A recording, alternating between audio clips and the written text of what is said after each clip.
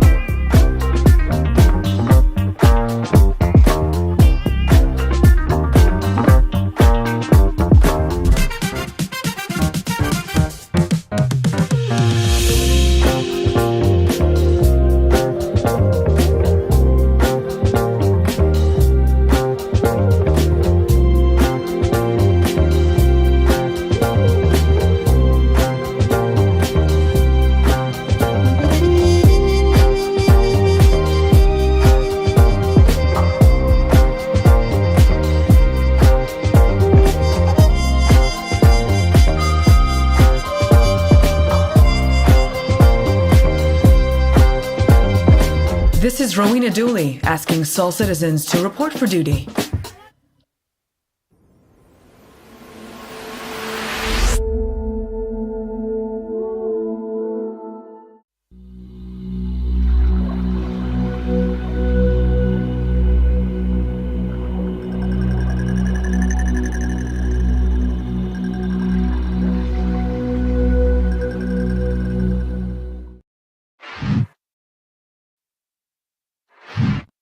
Welcome to another episode of Soul Citizen. This is episode 195. What a wonderful world.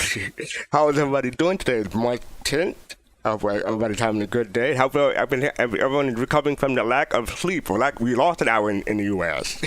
Yeah. Before we continue on, when we continue, I want to introduce our guest and co-host. Our guest first, TheAstroPub. How are you doing? Doing good. Tired. I was a bar citizen last night, so I was also busy doing that. So I spent. How was that? It was How good. was that? It was really good. A bunch of CIG members showed up because I'm in Austin. So there's a lot of folks showed up who came from all over the state. So it was good. What time did you get home? Midnight ish. So Midnight. Okay, so that is before daylight savings kicked in. So you should be okay. yeah, mostly. So. All right. And by the way, Paul, I'm looking forward to your efforts at getting revenge today. It should be fine. Oh yeah, you have a mute Paul button at the end of this. So.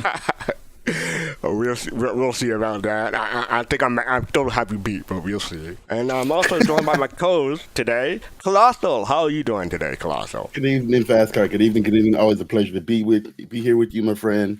And even doubly the pleasure to be here with the TheAstroPub himself, Paul Shelley. Is this your first time with him? With the TheAstroPub? No, it's not. No, we've been on together before. Yeah. So. Okay, all right. Just making sure. All right. So yeah, today's topic is what a wonderful world. We'll be just discussing our visions of Star Citizens and maybe mixing some of Chris Roberts' vision and compared to ours and contrasting to ours. So. Okay, let's get started. And I think we'll start with a video. So, what is Star Citizen to get people started on that? So let me just tee that up and we can start. So hold on.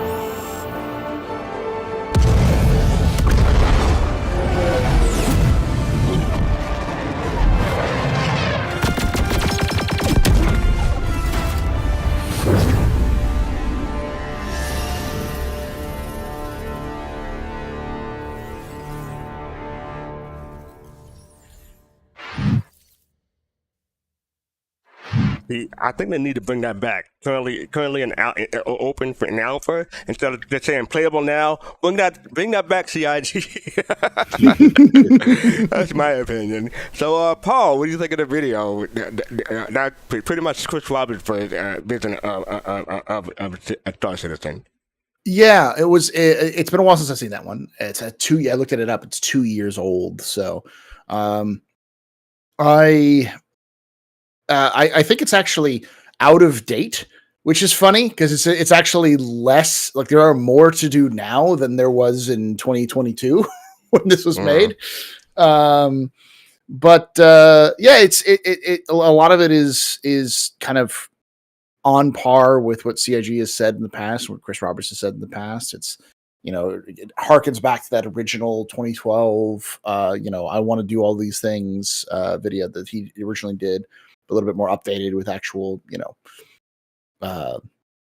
gameplay and footage and such. So, yeah, it still resonates. And I think it still matters. But like I said, I think it's actually not as detailed as it should be now. Like it almost like CIG might not have to think about redoing this one soon because of how much has changed in terms of just how much. It seems like they have to redo it every year almost if they want to keep up. Every 6 months almost. No, maybe not 6 months, but definitely every year. What do you think? What do you think, Kelosal? Yeah, pretty much every year. This is a good promo video letting you know what you can currently do in alpha. And it's a variety of things you can do. There's so much more. We haven't even seen anything about maybe I missed it, but the jump gates and things like that. Well, I see you jumping right now, but that's quantum, obviously. Yeah. But it's so many. The vision here. I think what Chris Roberts is trying to capture is that you can do a lot. You can be whoever you want to be.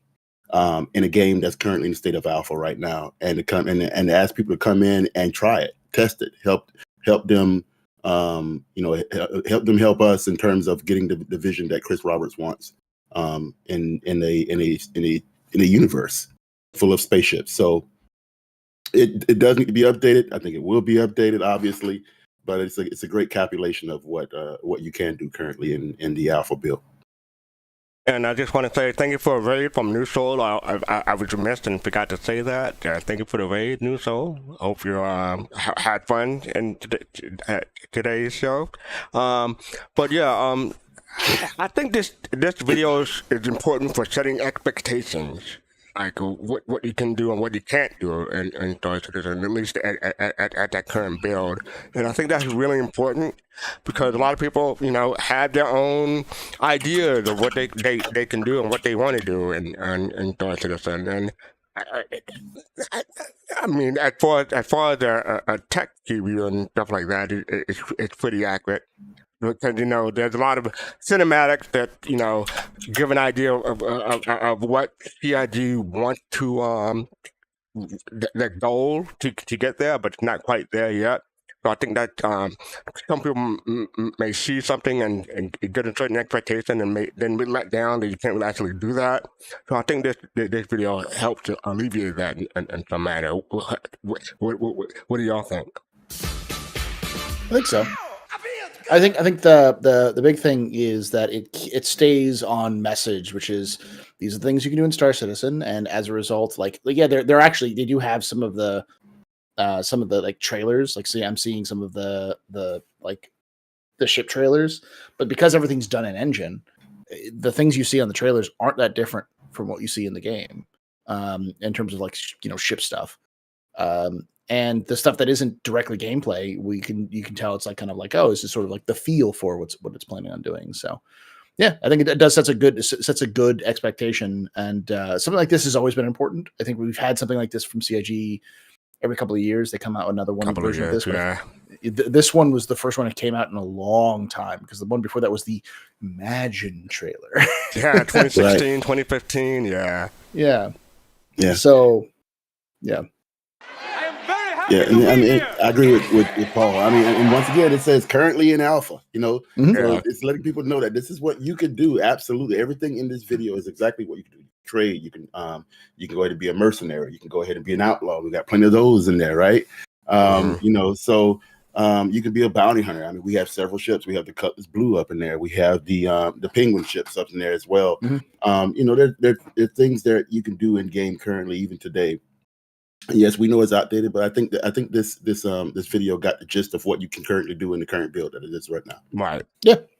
Yeah. I'd say it's actually lacking because we also have things like racing in the current build, which they don't have in there. Arena Commander fully upgraded since then. What else? The salvage isn't on there, which would be on there as well.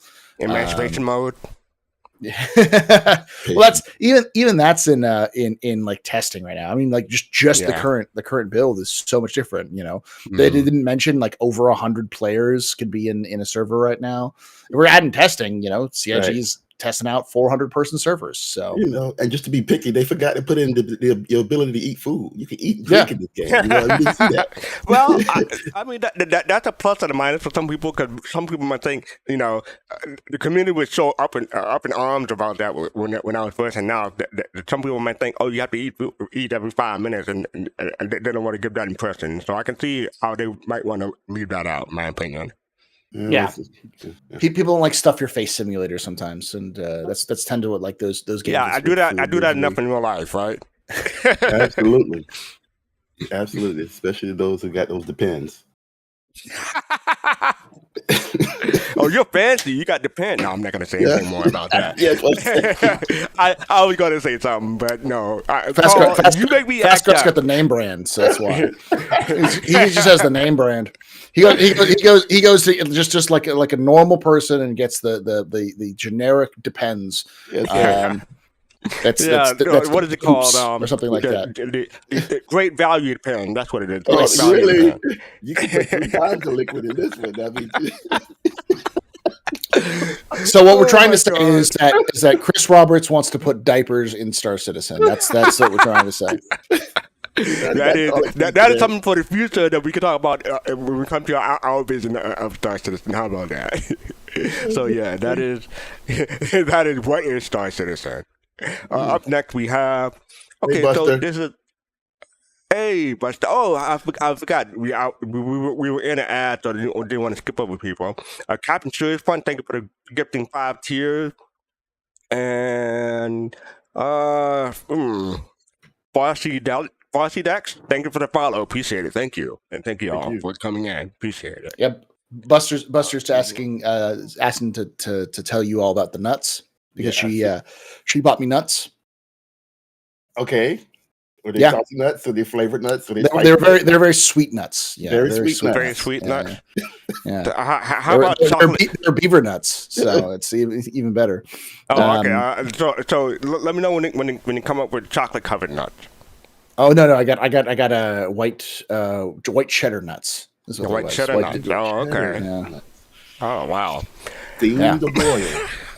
I mean, this is what happens when Griffin leaves. When Griffin lets me and Fastcart on at the same time. This is just And I'm going to try to move on from that.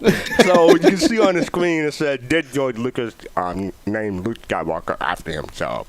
And in our notes we have how George Lucas' vision and story continually evolved while in production. It's pretty well known piece of Star Wars lore, but Luke's original name was Luke Starkiller. Lucas changed it because he thought Starkiller sounded a little too aggressive, specifically reminding him of Charles Manson, so he changed it to Skywalker. Either way, it's still Luke S, which is clearly inspired by the man's own name. And Luke S. Yeah. As a matter of fact, later on, they did actually use Starkiller name in the Force Unleashed franchise. So they sure did. They came back to that. Matter of fact, they had a Starkiller base in episode 7, right? Mm-hmm. Starkiller base, yes. Oh yeah, they always came back around to that. But yeah, so Colossal, start with you. Comparisons with, do you think Chris Roberts sees himself in he has Roberts Space Industries right there in the game. Yeah. So, what do you think, Colossal? Comparisons between Star Wars and Star Citizen? Not Star Wars and Star Citizen, but just, how Lucas how the production seemed to be evolving in that aspect. Like in 2012 they had a Kickstarter. They got so much money. They thought it was going to come out in 2014, but because of the amount of money that they got, the production and vision grew. And that's similar in many ways to George Lucas, but his vision of Star Wars. Absolutely, and it changed too in multiple times. I mean, John Williams can be a testament to that. Fraternity brother of mine, go find you, Alpha. I mean, the vision is a deep vision, and in some cases, it wasn't shared until after episode 1 because nobody knew that that there was going to be an episode 2. Right? Nobody knew that when George Lucas first put the film out and asked John Williams to go ahead and produce some music for that piece. So, I mean, the vision changes. Yes, go ahead, fastcart. Let me interrupt real quick. Most people may not know, back in 1977, the original crawl for Star Wars, you know how the opening crawl, it just said Star Wars. It didn't have episode 4. It just said Star Wars. They Star added Wars, episode yeah. 4 later on when they started making money because, then George Lucas saw he was making enough money, and so his vision changed. His vision evolved. So good, Kelosal. Right. Thank you for that, fastcart, because definitely everybody's like episode 2, 4, what?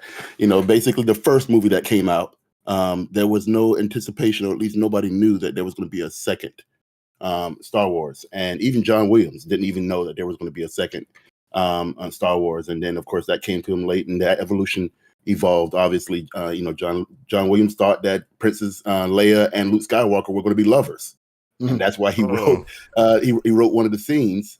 He wrote one of the music pieces in dedication to their love, and then realized that when the second movie came out, that George Lucas basically told him that, hey, they're not lovers, they're brothers and sisters, and it's going to be Han and Leia.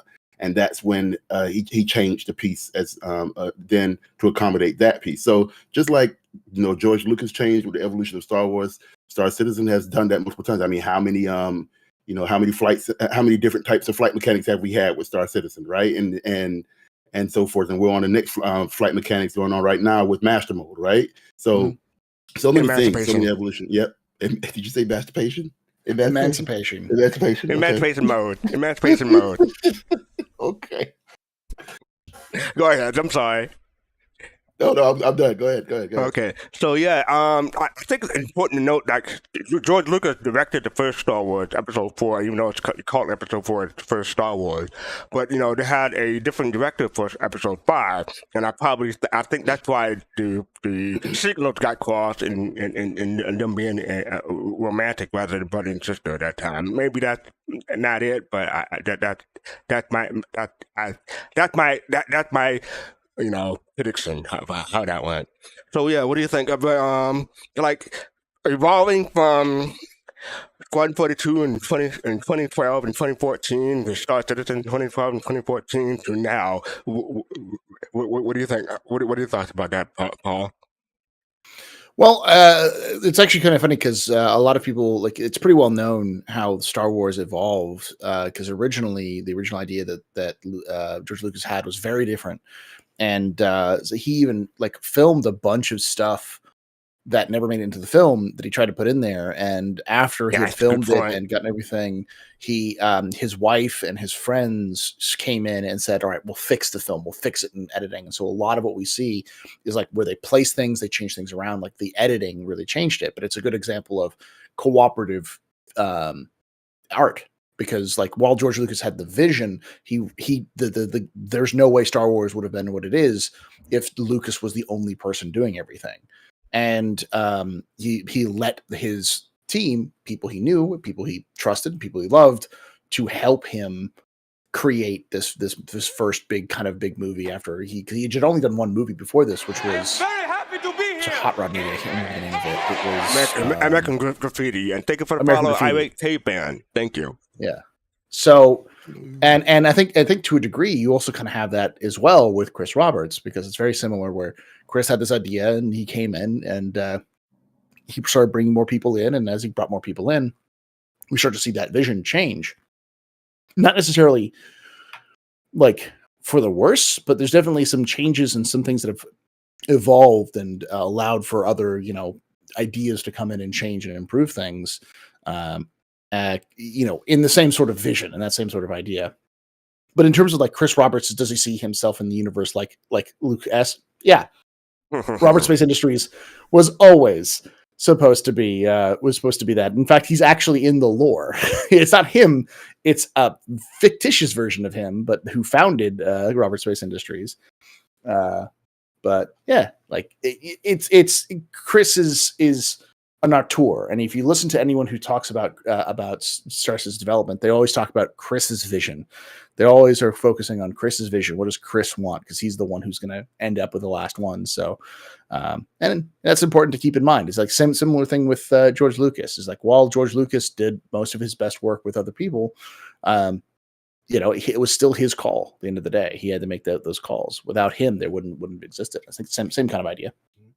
Another comparison I think we can make is that, he made so much money from start to Storage franchise that he revisited it in the special edition 20 years later. I don't know if Chris Roberts seemed like he's trying to get all his visions out in one time, so he doesn't have to do something like that later on. But it's like the scene with Jabba the Hutt. Jabba the Hutt was supposed to be in the first Star Wars, episode 4 when he met Han, but that was put in the special edition. But and matter of fact, like last year we heard about John Rhys Davies coming back for a reshoot. So who knows what that about? That's just something that naturally happens with video game stuff. Is that as you evolve and as the story changes, you have to get you need to get original actors to come back and reshoot scenes because they need to have different perspectives and that kind of thing. So Chris Roberts may have his vision from 2012. He put it in that video that most of us have seen, and time has changed and technology has changed for one thing, so it looks much better now than compared to what it was. So the final product hopefully would be that much better because of the time it took, even though it's taken quite a long time. But we shall see about that. Matter of fact, Paul, you mentioned that he put himself in lore. Is Dread Pirate Robert him, or is that some not a version of him? I don't think they think they've always used that as an example, but I don't think they've officially confirmed Dread Pirate Roberts exists. So, okay, yeah. Oh, I just use that as an example of like a important NPC that might exist at some point. The idea that if you kill an important NPC, it would change the lore and everything. So, all right, thank you for that. Up next, we have influencers. There's quite a few influencers when it comes to Star Citizen and Squadron 42. These are just a few of them. Go through one by one. The influencers, 2001: A Space Odyssey. It's definitely had that larger than life, a lot of I don't want to say slow, but immersive. That's pretty good. If people haven't seen 2001, it's a great sci-fi. It's classic sci-fi from the 60s, and compared to today, it may seem slow, but back then that was more the speed. It wasn't like supposed to be like a summer blockbuster or what have you. So it may seem slow, but some things in Star Citizen is slow, like quantum travel. For some people, is slow. So yeah, AstroPub, what do you think about 2001 as an influence? Oh yeah, I do think that 2001 has an influence in the sense that like CIG has said from the very beginning that they want to make space scary. So they want the idea of doing EVAs out of space to be terrifying. And the one thing that Space Odyssey did that I don't think we'd ever see Star Citizen do is they turned audio off. There was no audio, no sound in space. So and I think that added more to the terror. But I did an interview with the lead writer Dave Haddock, and he said right off the bat that he's a big horror fan. And so horror is a big influence. And while 2001 isn't technically a horror, it definitely has the horror. Some scary elements in it. Yeah. So. Yeah. So yeah. What do you think about 2001 Kelosal? I mean, don't we see some elements of that? Is that the one that has the commercial for the Constellation on it? Yeah.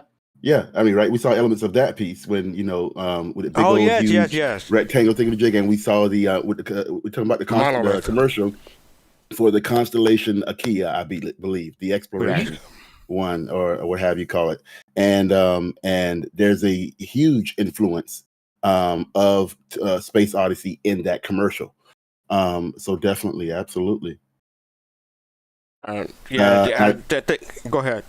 I also think, I mean, Jade chimed in with the Dread Pirate. She said no, Dread Pirate is not in lore. Not in And lore, yeah. yeah, it's not in lore. So it's usually good, or usually on top of that piece as well. But yeah, It's I mean, obviously Chris has a lot of wealth of knowledge when it comes to that type of stuff. Chris was always been in gaming, but he's been in movie production as well. And he's been there That's true. since Yeah. the late '90s on that piece. So you can obviously see a lot of that in his cinematography in not only just the movies that he's produced, but the games that he's produced as well. So it's a great marriage that he does. I think he's one of the few that can do that. So yeah, I'm going to skip around because you did mention horror. So Alien franchise, I'm going to go ahead and spoil it. The Reclaimer, not Reclaimer. Yeah, the Reclaimer had that Sulaku vibe from straight out from Alien. So that is a huge influence. Anyone else think of another alien influence from Aliens? So, well, I mean, the Carrack is the main ship from Prometheus, which is the prequel to Aliens. The Valkyrie is the dropship from Aliens. Like, there's so many references to Aliens in Star Citizen. In fact, Robert Space. If you notice that the website for Star Citizen is robertspaceindustries.com. Well, that was intentionally set up because Chris liked the promotion for Prometheus, where they didn't have a website that said Prometheus.com. The website you went to find information about the movie was waylandutani.com. Okay.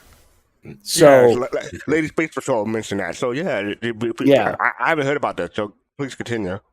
So that was this kind of ARG thing that was done. He really liked that kind of in fiction, like really putting everything into lore and into the fiction, which is the reason why all of the ship commercials are done in fiction and that kind of stuff. So, but it's clear that from the very get-go that Alien and Aliens are huge influences on Chris. And not just Chris, but most of the people who are his, upper management are people he's worked with since he was a kid, like friends of his who went into development. And I forgot who it was, the gentleman who did the, not John Crew, but the other gentleman who did the Idris. He mentioned in that video, and he mentioned in the Squadron 42 video, that he's a huge 80s sci-fi buff. And it's like, yeah, it shows, Aliens is the quintessential alien 80s sci-fi horror sort of genre. So So yeah, Kelosal, any thoughts? I mean, I would like to add. I mean, Aliens. I mean, I was a little kid then, but yeah, I mean, the Reclaimer is definitely one piece that I could literally point back to on that. I do want to add one honorable mention though. There's a movie on here that we know that clearly has influence in Star Citizen, or could have had influence in Star Citizen, and that's the Terminator, because the Prowler looks exactly like one of those ships from the Terminator. Yeah. So Hunter Killer. Yeah. Mm-hmm. Okay. Yeah, that's a good point. But Star Trek franchise, how clean some areas look, like it looks Star Trek clean, especially Origin ships. A lot of RSI ships too. Yeah, that's true. Yeah. A lot of them have those in the cells, which is very, very Star Trek. Oh, so, yeah. Okay. Yeah. Especially like the Constellation, the RSI ships. Yeah. Yeah. How about you, Kelosal? Any Star Trek? Yeah, I would probably go to the when I look at Star Trek, I would probably look at the oh my gosh, what's the small snub fighter for that the Constellations have on there? The Merlin. The Merlins, because the Merlins definitely look like either a typical Romulan, smaller version of a Romulan ship, scout ship, or even a snub fighter that the oh my gosh, that the ships had for the one in Star Trek Nemesis. that was in that capital ship as well. So those snuff fighters. But yeah, this And is Jade in chat mentioned that Pacey looked like a shuttle. So yeah, that's absolutely, another one. absolutely. Big resemblance for the shuttles on that piece. Yeah. I don't want to spend too much time on these, but in Star Wars, we pretty much covered that. But the big one is the Scorpius, and another one is the Reliant, look like a B-wing. I mean, you could say the Carrack looks like a big version of a TIE fighter. A little more advanced version of it with the wings and stuff like that. Okay. I do think Star Wars and Battlestar Galactica, their real big influence is in the basis of Star Citizen, because with Star Wars and Battlestar, you both have space fighters, and they're the places that really kind of popularize the trope, the space fighter sort of genre, and that is Star Citizen. Like that is it's Star Citizen Squadron 42's cornerstone is space fighters, which wouldn't really exist in other things. But so it's necessary, not necessarily you see them visually. It's more that the only reason why you're playing Star Citizen the way you are, and why they're doing things like master modes and stuff like that, is because they want to emulate Star Wars and Battlestar without just copying them. So, and good shout out to it's more like a homage rather than straight up stealing. I would think so. And Olefty pinpoints the Fury as a good resemblance of a TIE fighter as well. I think we had a conversation about different types of TIE fighter. I would say builds that we've seen, and the Fury definitely resembles one of those as well. Yep. The Last Starfighter. I don't know. Like, this is something from the 80s. I don't know how popular this is now, but what is that thing called? Death Blossom. I can't wait to get that in game somehow. Well, I mean, the Xi'an ships have a very Flight of the Navigator and Last Starfighter sort of vibe to them. So I could they definitely taken some of that inspiration. So. It does. Gosh, what's the newest ship that we have in game? I mean, the Sentoki. The Sentoki may give you, the Sentoki. I'll give you that a little bit of resemblance of that movie as well. So yeah, absolutely. I forgot the name of the ship. It's what's the name of the ship in Starfighter? I don't remember. I just remember Death Blossom. Some of the chat will help us out. Yeah. There's a name for it. It wasn't Stargazer, was it? No, there's a specific name for it. I can't remember the name. Stargazer was on Star Trek Picard's ship before the Empire. But yeah, Starship Troopers. I see not a lot, but quite a few commercials give Starship Troopers. Gunstar, thank you, Scavenger. Gunstar. Yeah. But yeah, Starship Troopers. Quite a few commercials from CIG have a Starship Troopers kind of feel, especially like the more military commercials that we've seen. Any thoughts about Starship Troopers' influence? Service guarantees citizenship. Thank you.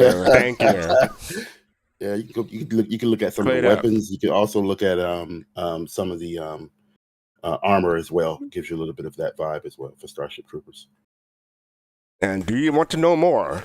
Yeah. I mean, like the actual the UEE and its whole system is very Starship Troopers inspired. That's true. Yeah.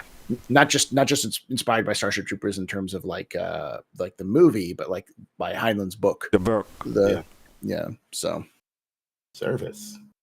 So Battlestar Galactica, it was mentioned previously. They had nacelles, and I think some of these ships resemble more of the Battlestar, the Galactica, more than Star Trek, in my opinion, especially when it comes to nacelle.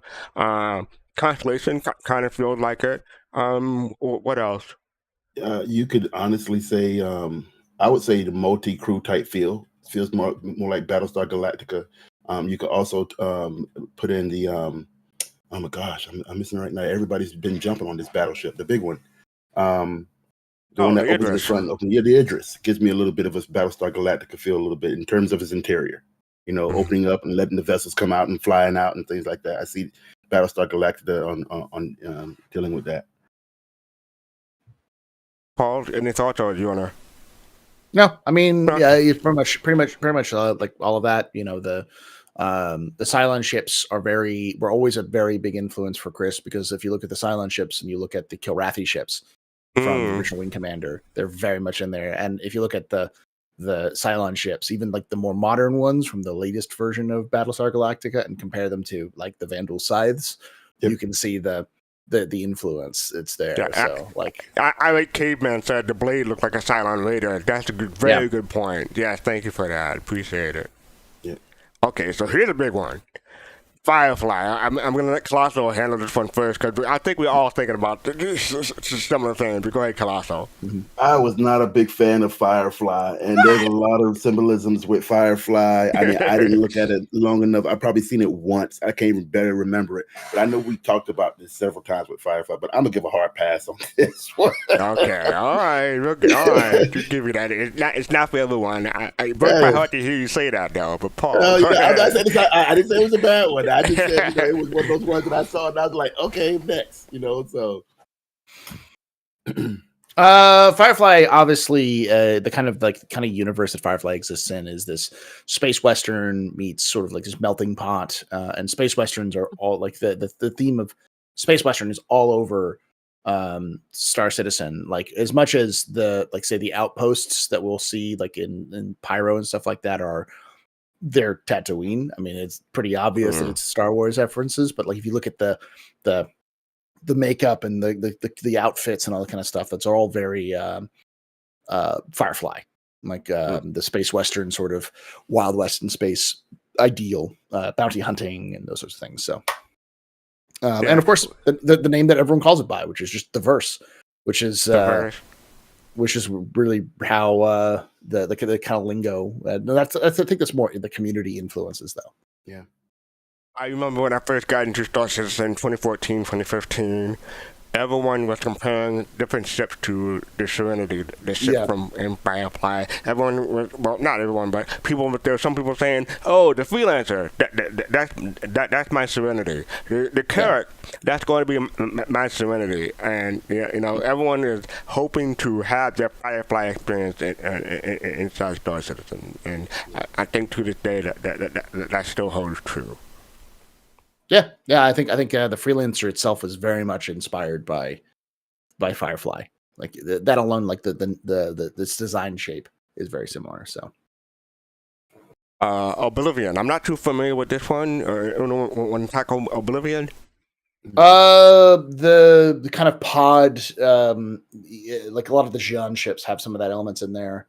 But Oblivion's was that Tom Cruise film where he was like taking care of the planet and everyone was gone, and I'm not going to spoil the movie too much because it's not a very well known movie, other than it's not old either. It's pretty recent in the last 5 or 6 years, I guess. I think so. So it's not something that everyone would know about, but some of the ship designs and some of even like the weapon that you see Tom Cruise carry around looks almost exactly like a P8. So there's definitely some elements into that. So here's one I know. I know right off the bat is an influence, but Ender's Game, Kelosal. What do you think about Ender's Game as an influence? Ender's Game as an influence, 2013. Haven't seen that movie. Sorry. I haven't seen that one. Okay, all right. Paul. Got some great actors in there, though. I mean, including Mr. I like to go ahead and hunt for objects, Indiana Jones himself. But I have not seen that film. No. You should check it out. You might like it. Costumes look like something that the Empire is wearing, so I can see you. Paul, in this game? Zero G. The Zero G movement and because Ender's Game, for people who don't know the movie and the TV and the books, most of Ender's Game is about Ender training in a military facility, but it's all about like Zero G combat and a lot of some of that stuff. So, and that sort of aesthetic of the Zero G combat, the famous, which is the gate is down. The idea of like there's no up and down in space. A lot of that movement, which is more trying to be more realistic in the book and the movie, is is what CIG is kind of like going for that aesthetic. So Sadaball itself has got a lot of influences to that. Exactly. You got to what I was going to try to say. Sadaball, I saw it in 2015 in PAX East, and they had video. I'm not sure if those videos are still up. There's probably some videos up there, but look up Sadaball gameplay on YouTube sometime, and you'll see it straight up from in this game. And I never read the books, but I did watch the movie, and just Shadowball was such a everyone was saying that was a huge influence. Oh yeah, The Expanse, Belter Wilder. How much influence is from the Expanse? I want to start with you, Paul. I mean, at one point, Chris just straight up said that the flight mechanics they were trying to copy were from the Expanse. The idea of having to speed up and then turn around and slow down to do those sorts of things. the sort of the way that the ships moved and those sorts of things was something that they wanted to do. I do think that that was the idea they had, and I think as time went on, and especially as we're getting closer to like what Squadron's release, they're kind of pulled back on that a little bit. There's a little bit of the political angles in there with like the for those of you who haven't seen The Expanse, it's Game of Thrones in space. So, that is actually what they said during the promotion for that. It's Game of Thrones in space, and I kind of rolled my eyes and I like at that when I first heard that, but I was like, okay, fine, I'll give you that one. It checks out. Well, I mean, it helps that the writers of the actual books were understudies of George R.R. Martin. So when they wrote the books, they were actually working for George R.R. Martin. They actually helped write for the Game of Thrones TV series, some of the earlier seasons. And so like they're taking influence in the sense that same how like Game of Thrones is more about politics than it is about dragons and magic and fantasy heroes. The Expanse is more about the politics of various people in the solar system dealing with these sorts of massive changes happening, than it is about sci-fi space operas, and has some semi-hard sci-fi appeal to it too. So, how about you, Kelosal? The Expanse? You muted? Sorry. As far as The Expanse, I mean, it's a great film. I just got to season 2. Don't shoot me, chat. Well, at least you started it as opposed to some of the other stuff. Hold on. That was a farce. I've got the episode 2 of season 1. That's what I do. So I'm way behind. But see, I was going to give you props, but then you had to say that. Can't give me credit anymore. Yeah, I know. Put Kelosal right back in the back burners. But I mean, from what I saw and from what I've heard of and what I've seen, as far as any types of bits here and bits there, there's a lot of stuff that I can. I mean, I think of the breathing. I think of players running around in suits and being able to breathe in their suits, and then as soon as they go ahead and take it off, I see a lot of the Expanse in that piece. So there's a lot of similarities there, but unfortunately, I haven't had the time to look at the rest of them. So when I do, I definitely fill you in. You got them catching up to there. At least you got spring break to do it. Well, at least I'm up to date on the foundation. Okay, that's good. And that's another etc. Foundation. Some influences from that. But before I forget, Kelosal, just remember this line. Remember the can't, and you'll be fine. Remember the can't. Foundation. A lot of the high-minded, I don't want to say fantasy, but high-minded dialogue and some of the how it feels bigger than you for Foundation. How about that, Paul? Yeah, right. I can see that. I was gonna say, because the other thing that we haven't talked about, it's not on this list, is Dune. But then again, kind of like Starship Troopers, which sci-fi hasn't been influenced by Dune at some point in its existence. So I'll Yeah, give but you another one. he straight up got the sandworm on Yeah. on Lear 3, so that's yeah. Well, I'll give you another one. Babylon 5. I'm completely I was shocked gonna it's say not on that one. this Beat me list. to it. I'm sorry, Go ahead. fast car. No, go ahead. Yeah, definitely. I mean, I think of Babylon 5 as to me one of the most underrated sitcoms that are out there. One of the most underrated ones. Very, very good storyline. Very, very good sound. The many ships that they have up in there. The White Star. The other ships that look like what's that ship that everybody you have to get $10,000 to go ahead and get. What's that ship again? That's a Star Citizen right now. The single fighter that's in The Fury? no, Star not the Fury. Fury, not the Star Fury. It's gosh, it looks just like it's the top fighter in game when it's in there. Arrow, Gladiator. No. it's the Star Fury, man. I think you're talking about the Star Fury. Is it a Yeah, Star I think it's Fury? right. Yeah, I was gonna say no. It's when the it F8 comes. Lightning. It's Oh. the F8 Lightning. Oh, an F8 Lightning. Yeah, the F8 Lightning give me a little bit of a Babylon 5 vibe. With the F8 Lightning. Go ahead. Oh, for me, I was gonna say the 6 degrees of freedom. When I first saw Babylon 5, that introduced me to Newtonian physics and sci-fi. And so when people mention 6 degrees of freedom, I don't attribute that to Star Trek, Star Wars. I attribute that to Babylon 5, especially the Star Fury. yeah. Cause that's like a lot of people compare the Scorpius to the X-Wing. I compare the Scorpius to the Star Fury. Oh, I agree. Yeah. And it's a little bit of both. It's a little bit of Star Fury and a little bit of an X-wing in there. So yeah. Also the space stations. It reminds me a lot of Babylon 5. Babylon 5 had these huge space stations that had these huge antennas that So I see a lot of that in game. We see that with I guess for Olisar or Sephiroth that's out right now. It reminds me of that type of what's going on with the space station. Yeah, when I see the retribution, that's gonna be 3 miles long. I think of it basically a mobile space station.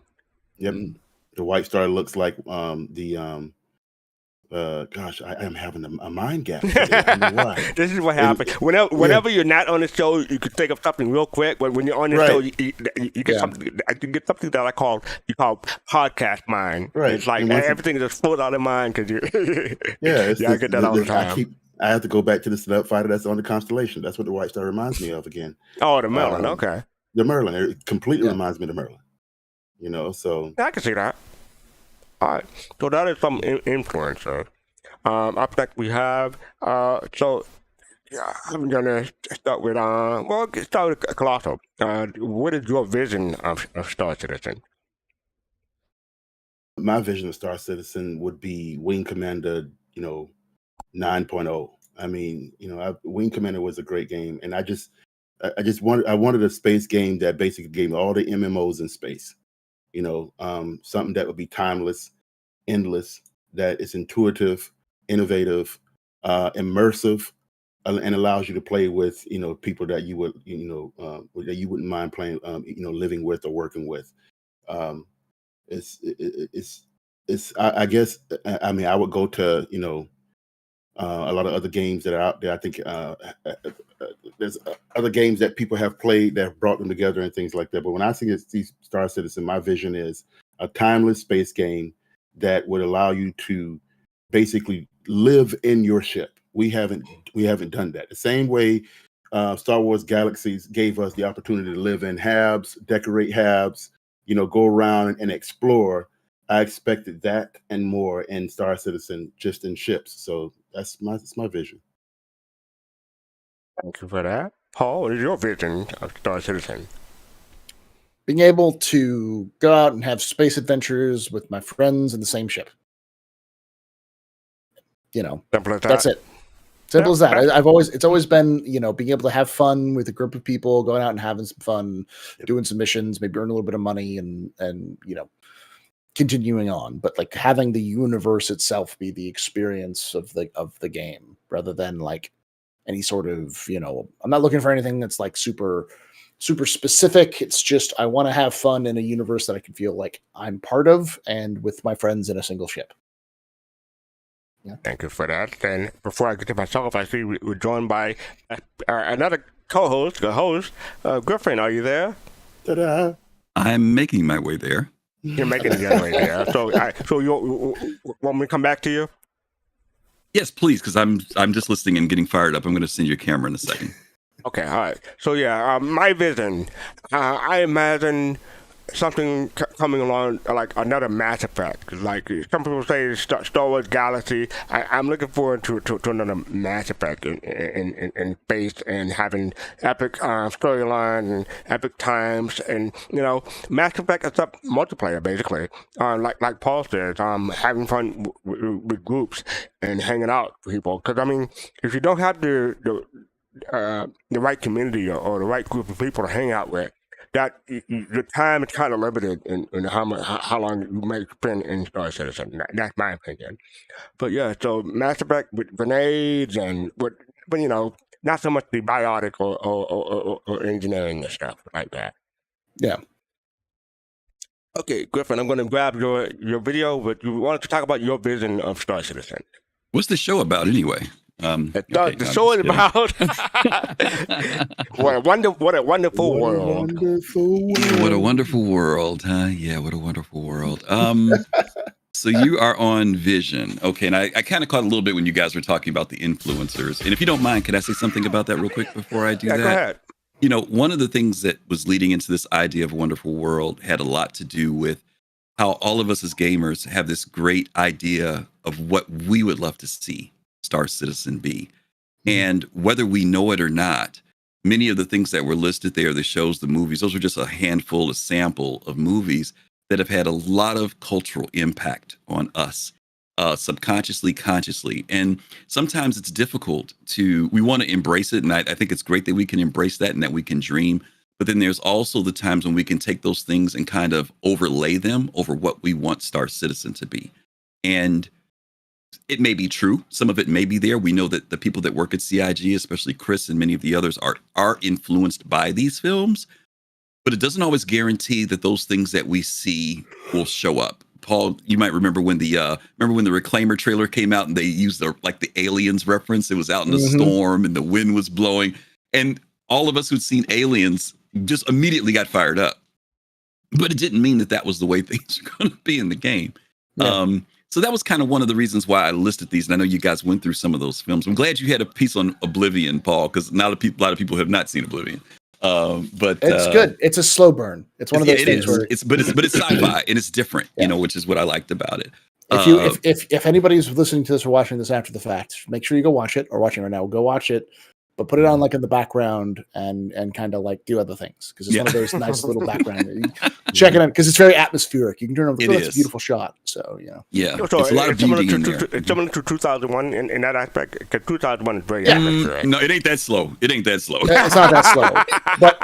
But most of it is just Tom Cruise. He's all alone. It's just him alone for most of the film. Yeah. So yeah, it's kind of like watching Castaway. You know what I mean, with Tom Hanks. If you're into that, sitting through that type of thing. But if you're into sci-fi, you'll probably enjoy it. But anyway, that was the reason why we wanted to talk about that. And I know I'm very much aware of things that I would love to see in the game.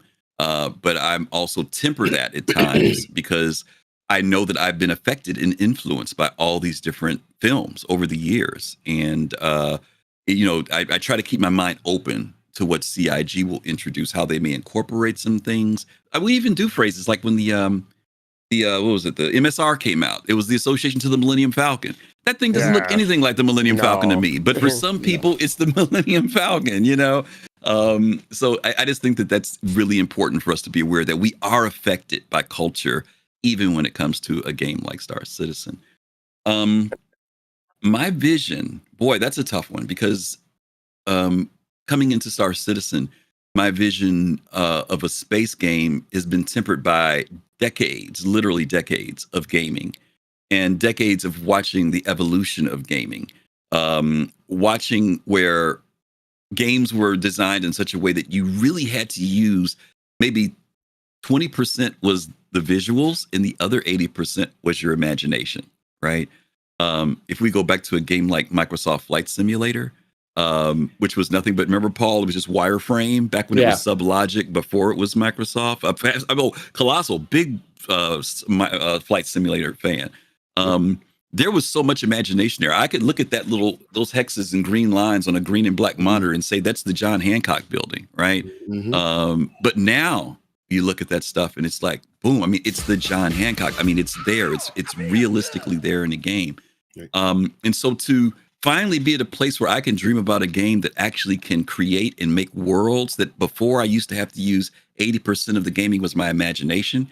And now it may have swung more to where 80% of the game is visually what's in front of me, and 20% of it now can be my imagination because the world has been created for me to play around in, is amazing. So for me, my vision in Star Citizen is, and I'm kind of an old Star Trek person, guys, so you have to forgive me because I grew up with the future that was where mankind was beyond certain things. You know, illness was kind of trained in, and bad habits was trained in, and money was not an issue. Money, yeah. You know, and that's the future that I always looked forward to, which was science fiction. But some people might say that's science fantasy, a world that's like that, right? Where Star Wars was much more science fantasy than fiction. Right. And I enjoy dynamics of Star Wars. I love watching the battles and the conflict and all that stuff. But I battle between those two and hearing what that balance will be for Star Citizen.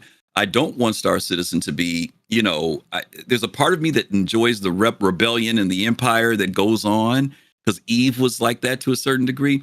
But then there's also that game that creates a place of wonder and exploration and meeting new things and taking on challenges. So my vision is, can CIG create a space that provides both those and that they can coexist?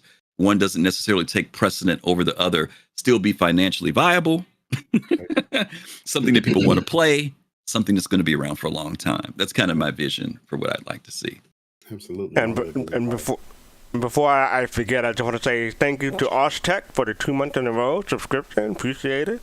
And thank you for Drakajog for 31 months. Gang, Drakajog. Wow. Thank you for that. I want to thank Moria, the Empire, for saying #the Empire did nothing wrong. Absolutely. Oh Lord, don't get the Sith started. Absolutely. Long live the Empire. Long live Moving on. we covered it in the vision. How about gameplay? I'm going to start with Kelosal since you kicked it. You started at the end. What is your vision of gameplay in Star Citizen? That's fine, and I'll continue again. Long live the Empire. I mean, I love a lot of things, fastcart, and this game, as far as gameplay, I mean, do I have to have one? Because I can name a lot: RPG, simulator. I want MMO, obviously. I want physics. I want 4X, you know, in there as well. And we're talking about 4X. We're talking about you know, explore, expand, exploit, and exterminate. That's, you know, I love. Some people are questionable about mini games. I don't want this game to be full about mini games, but they're going to have them, obviously. You know, that may happen with Squadron 42. Don't know. I'm not a first-person shooter guy. I'm a third-person shooter guy, type of guy. But you know, that type of mechanic is not killing me in Star Citizen like it did in like it does in Call of Duty. Call of Duty is a great game, but that type of intensity can knock me out for eight hours. I'm looking for physics. I'm looking for 3D. I'm looking for adventure. I'm looking for survival. I'm looking for simulation at times. And I think Star Citizen can give us a lot of that. I think it is trying to give us a lot of that.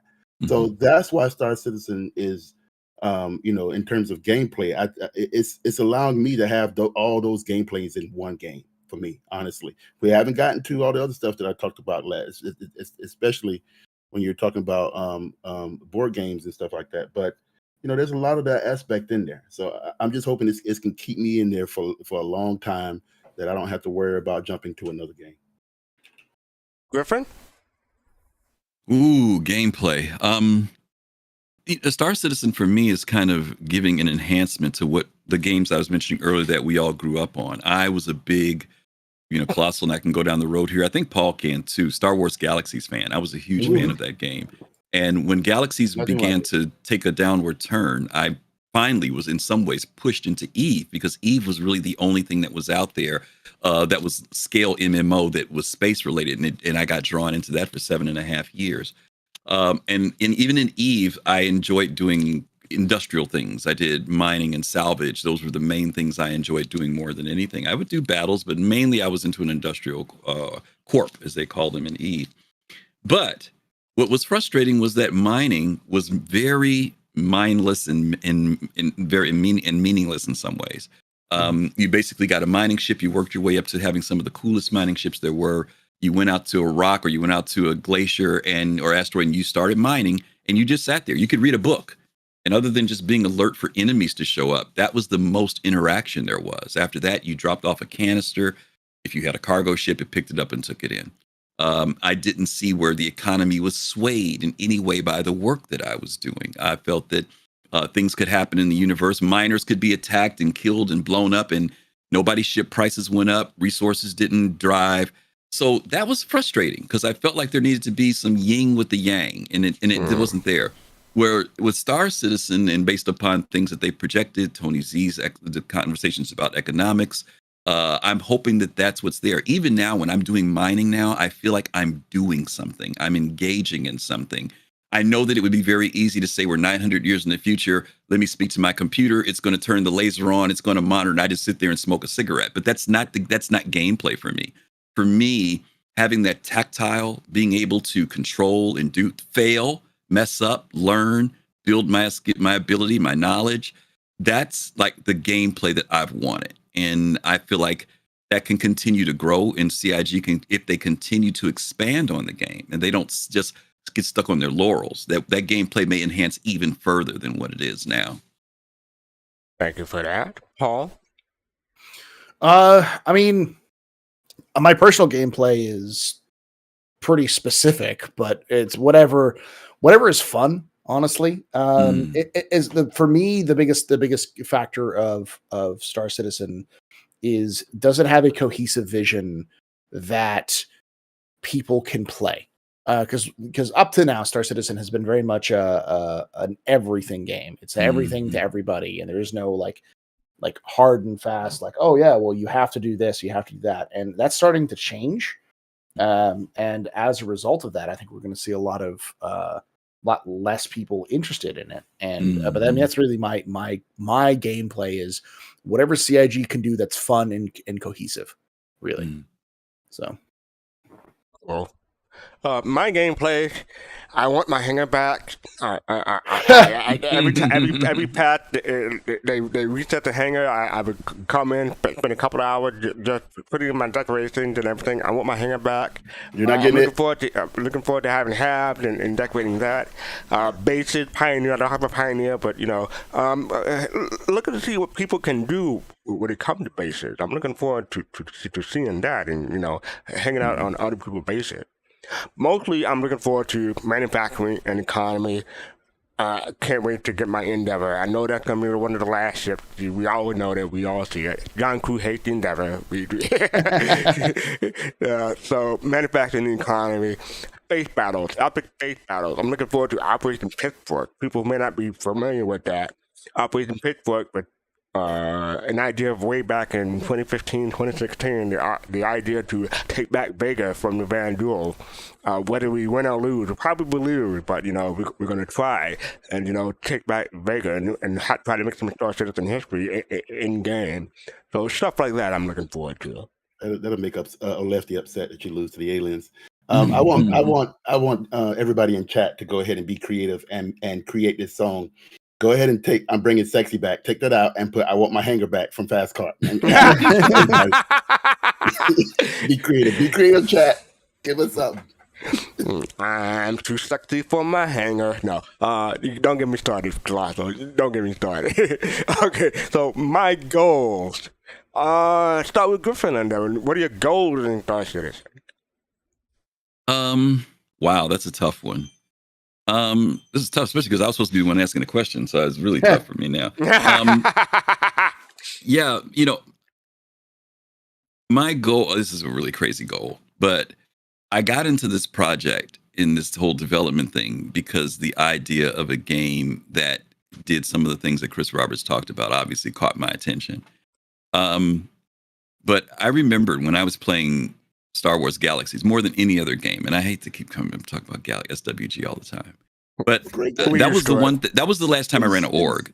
That was the last time I ran an org. I had an org of like 200 and some odd folk, and I remember the reason why I enjoyed an org was that I enjoyed these other people who enjoyed all that we were able to accomplish together. We had a town on Naboo. We had built houses. We had built all types of stuff. We had a whole physical community in that game. And the thing that was most rewarding in that was to see when we would accomplish things and see people do stuff, and they'd reach out to me and tell me, this is what we're doing, this is what we're working on. It was more about just seeing everybody come together and play as a community. And I think when people have, I joke around, my alternate joke thing is that I'm into this big luxury touring thing.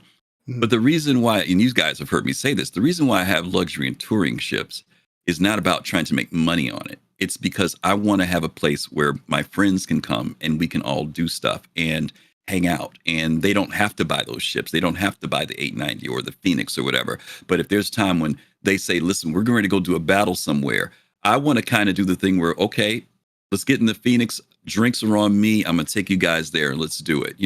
That's what I want to be able to do. I want to be able to see the people in my community and people I play with enjoy that dynamic as much as I do it, because having the ship is great, but it's lonely by yourself.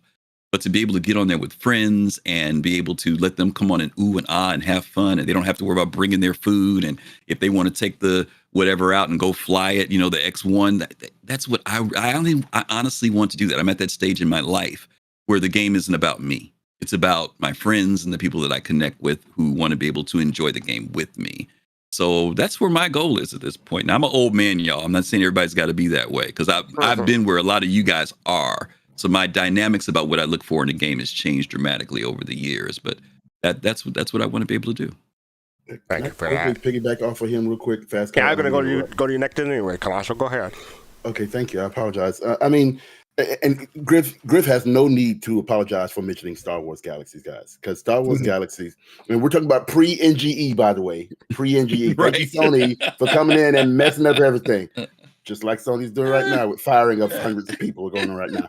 But Star Wars Galaxy probably had a lot of things that we as gamers wanted. Fastcart was talking about Final Fantasy. I believe at one point Fastcart talked about Final Fantasy when we were in our room with Soul Citizens. And he talked about the looking at people who were playing music, and there was a crowd around and stuff like that. Star Wars Galaxy had that piece. People were getting buffs off of that part. So that was the types of jobs that people had. People chose different jobs, and you had to work and build that character on that. When the NGE came out, Star Wars Galaxy said you could be whoever you want to be. You could be a Jedi right now. And that sucks. Excuse me for my apologies to the Sith Enterprise, but it sucks because you had to work really hard prior to NGE, and once again, corporations come in and muck up stuff. And to answer Fastcart's question on my goal, is it too selfish of me to say that I want everything? Because Star Wars, I felt Star Wars Galaxies gave me that. I really did. And Star Wars Galaxy was still evolving until certain stupid things happened in GE. But it's I want everything, and I believe, and based off of what I know of what Chris Roberts to do with previous games like Wing Commander, and with him having the opportunity to produce the game that we all want, I believe that Star Citizen will be able to give me that. And so I'm just excited about that piece. My goal is to be. I sat out there and I had a conversation with Griff. I was just in Star Citizen, and I just sat out there and I watched the Reclaimer come in and do some good stuff. And I was in a Cutlass Blue, and I just accidentally had my lights on because I couldn't see where I was going at one point, and it looked like that I was just patrolling and just keeping the Reclaimer safe because you could see the police lights just strobing around, right? And I'm looking at the Reclaimer do it, and I sat out there for 30 to 45 minutes, and nobody came and bothered us. The Reclaimer was doing what they were doing. I looked at the mechanics. The mechanics were great. I could see the claw go out and grab stuff. That's the type of stuff that I wanted to do. I wanted to be able to do anything that I want to do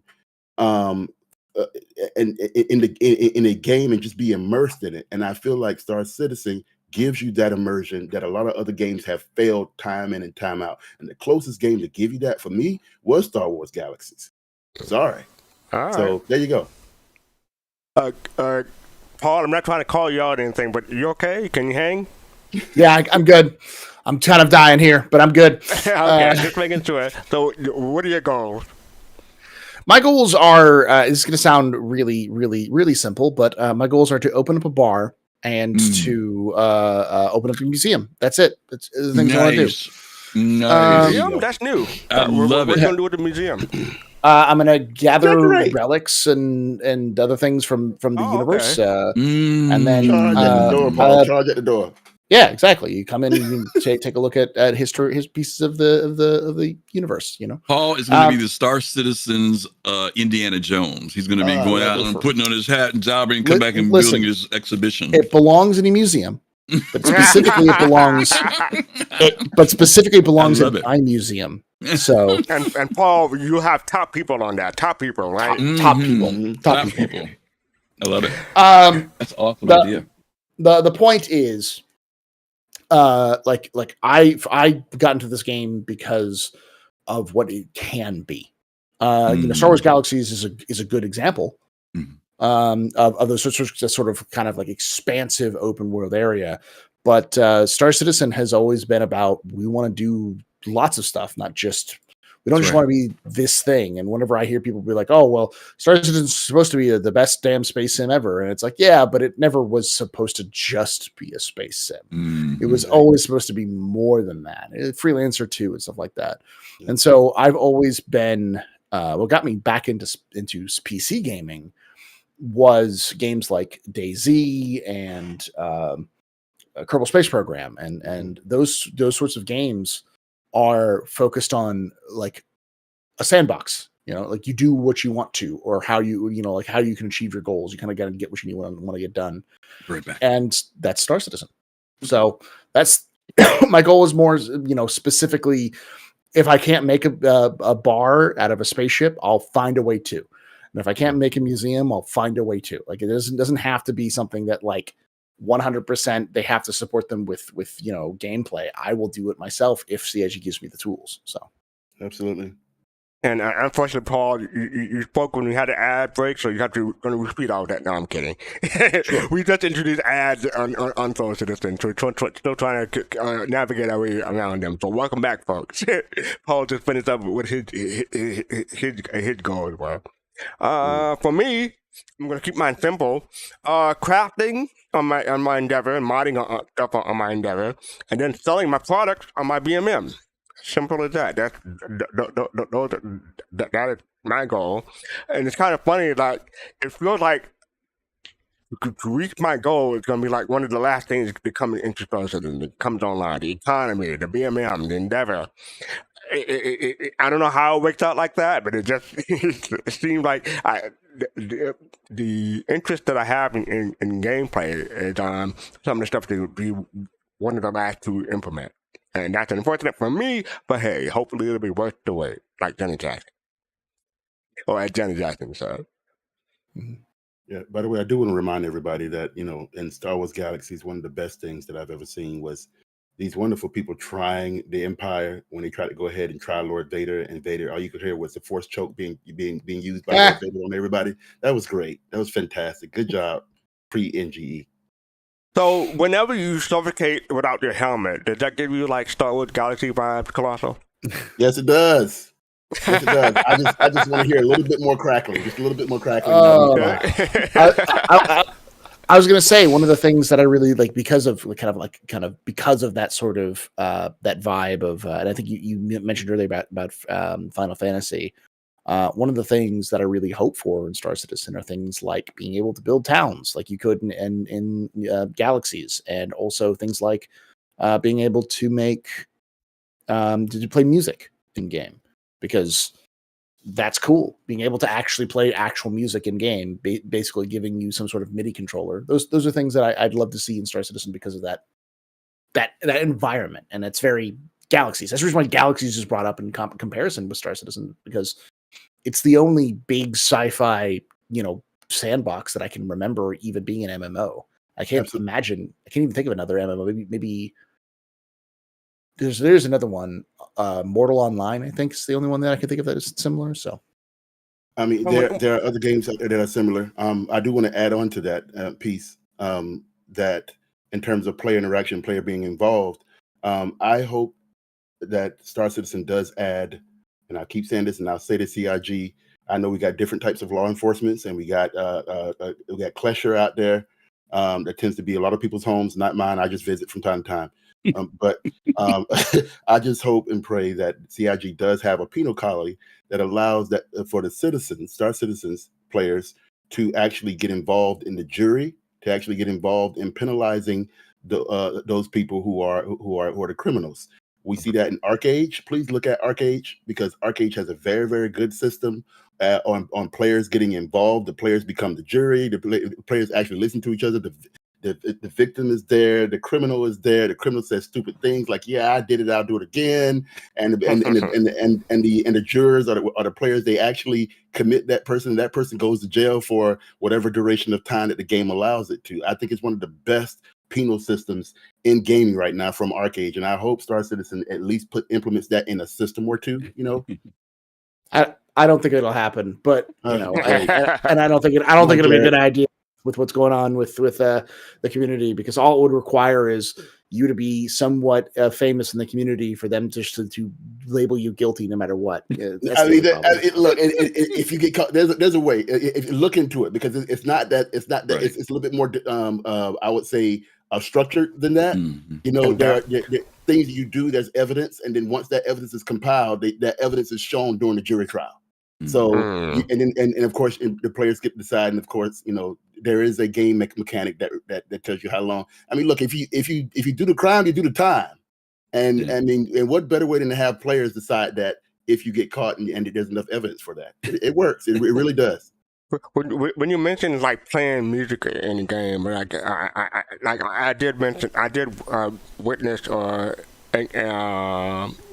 witness a Star Wars concert inside Final Fantasy 14. It was done in one of the beginnings town. It was great.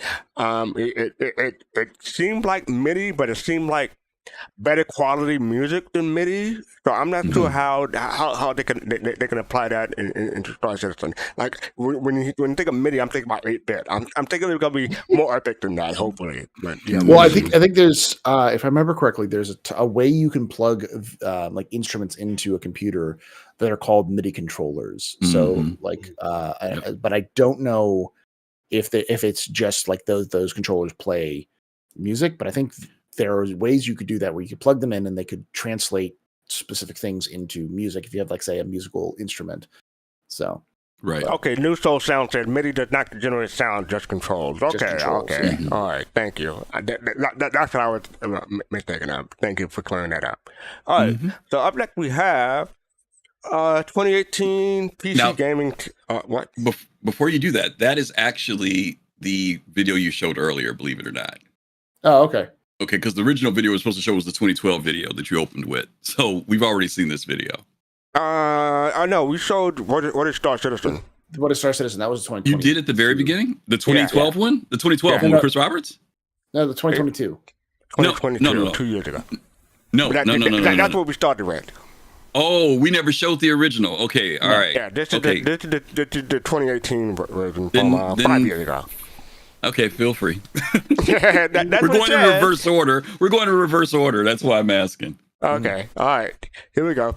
I'm not going to go full screen. So yeah, we have become explorers. Resurrected mystery, discovery, and adventure. Nick Kelosal, 2312. I'm going to lower the volume on this so we can talk over it. Oh, this is the PC gaming one. Yeah. Yeah. This is the one that got a lot of the community mad. Well, why is that? But since we're watching. Yeah, let's talk about it. Because at the time, most of the stuff wasn't in game. The ships what I talked about before. Yeah. Yeah.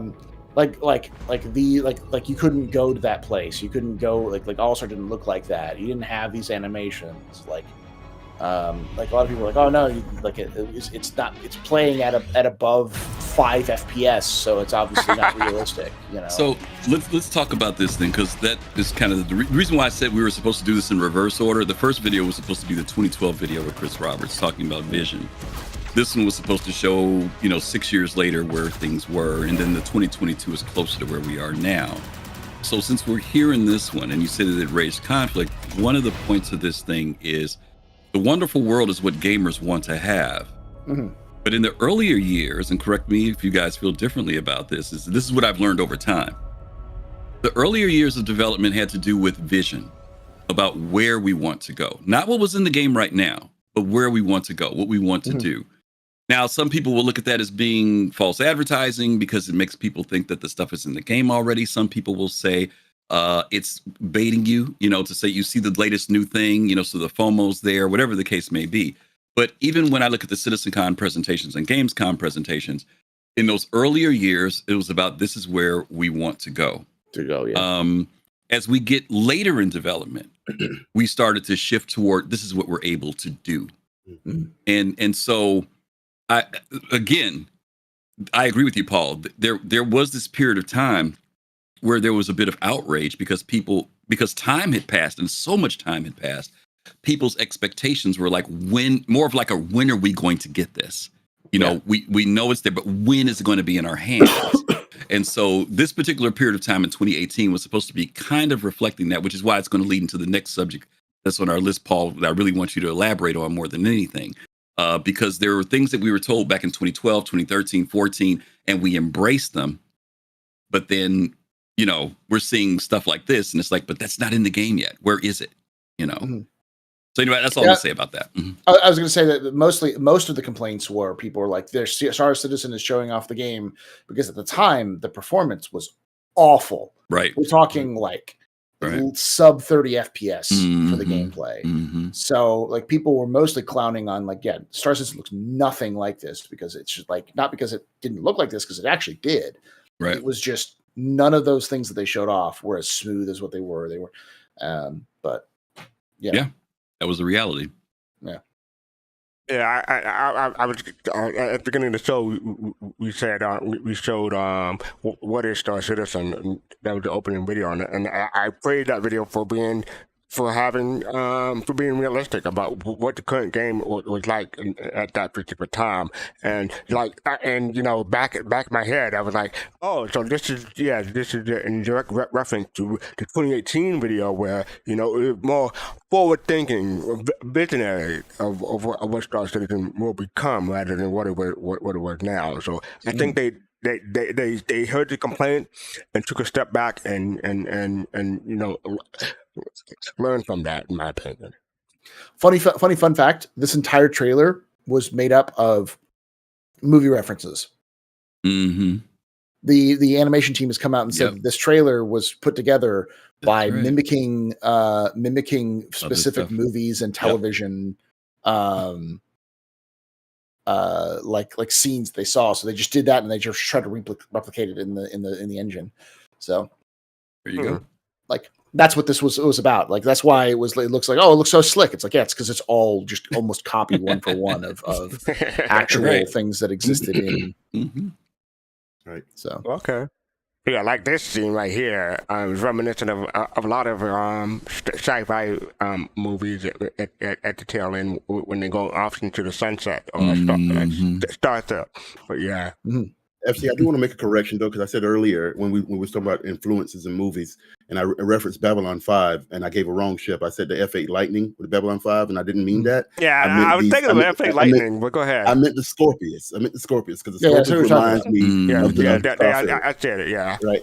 Yeah. It reminds me a little bit of Star Fury, and some people will go around and say, yeah, it has a little bit of elements of the X-Wings too when it opens up. Absolutely, but it definitely looks like the Star Fury for me. Definitely Babylon 5. That was my thing. Yeah. Yep. Yeah, that was about it. Like the thing was about it was that it's also important to point out that, especially back then, Star Citizen was it was internally CIG could play it and it was like this, but when the second it reached to everybody else, it was awful. Yep. So it was like so inside CIG, this is what they're seeing on a regular basis, and then when it reached the servers, it would just shit itself. And that's a lot of the problems with even modern day, is that a lot of issues that happen on us when we're playing the game live, just they can't replicate inside their own versions, because there's something about the online servers that are different from their own. So and people don't think about, I've heard people say, well, why don't they just simulate it within their systems? But they don't understand, they don't understand that there are all types of variables that affect why people's games play the way they do. It could be everything from their internet connection. Like it could be, there's so many variables, and to be able to recreate all those variables, that's why we have to have a PTU where it goes out, and the person who maybe is on some weird line that's out in the rural area, is right there next to somebody who's running fiber optics, and how do you make sure you're going to get all those people to get good performance out of the game? And not just that, is the people who run the game on potato PCs with out-of-date drivers, and God forbid you put it on a mechanical drive, even though it's recommended on SSD. Don't do that. All right. So up next we have. This is what we have Paul here for. I think I know why. Do you mind if I set that up a little bit for him? Okay, go ahead. Yep. Paul, we're really happy that you came on, and in fact, this particular category was put here because you were coming on, and also Colosal's a big lore fan. So I want to kind of lean into you guys on this one, in the sense of, the lore was laid down, and it's continually being laid down, right? But it was laid down in the beginning, and a lot of the lore got us excited, because that kind of starts to unfold in our heads, but we're not necessarily seeing on our computers yet. But because that lore gets to be embodied in us and somewhere, fried into our brain, whether it's from watching lore makers or whether it's from reading a newsletter or an article that's in whatever it is, there's a point where that almost starts to become Bible, if you know what I mean. We just think that that's the way it's going to be. And sometimes it's because that's what Chris Roberts said, or it's because that's what they said in the patch notes, or that's what they said back in 2015. But the reality is that retcon is real, and that retcon can happen for a variety of reasons, both technical and also aesthetic, authorship-wise. Can you talk about what are the reasons why things could change? And we want to tell people that, because people will say, people will go to this and say, well, they lied. No, this doesn't mean necessarily they lied. There may be some reasons why. For example, we could talk about Death of a Spaceman, right? Turned out to be a little bit different than what we heard in the beginning. Could you elaborate a little bit on that? Maybe you and Kelosal can talk about your feelings about when things change. Sure. I mean, one of the big things is that CIG builds the lore to be as loose as possible. And I've heard that complaint a lot, is that it's like one of my favorites is it's a spam of calling it something to the effect of like a 5-year-old's every sci-fi grab bag fan fiction lore. And I always, when I hear those sorts of comments, I always think, like, have you ever watched or read anything in the universe? Like, everything is ripped off of each other. That's how people make stuff. They take ideas that other people had and spin it. Like, I'm a big fan of Warhammer 40K, the universe, but it is just Dune. It is just Dune with their own fantasy aesthetic over it. That's all it is, and that was the point. And with like heavy metal magazine influences, so and that is an important thing to keep in mind, that a lot of Star Citizen is placeholder. A lot of the lore is placeholder. Some of it is just very basic.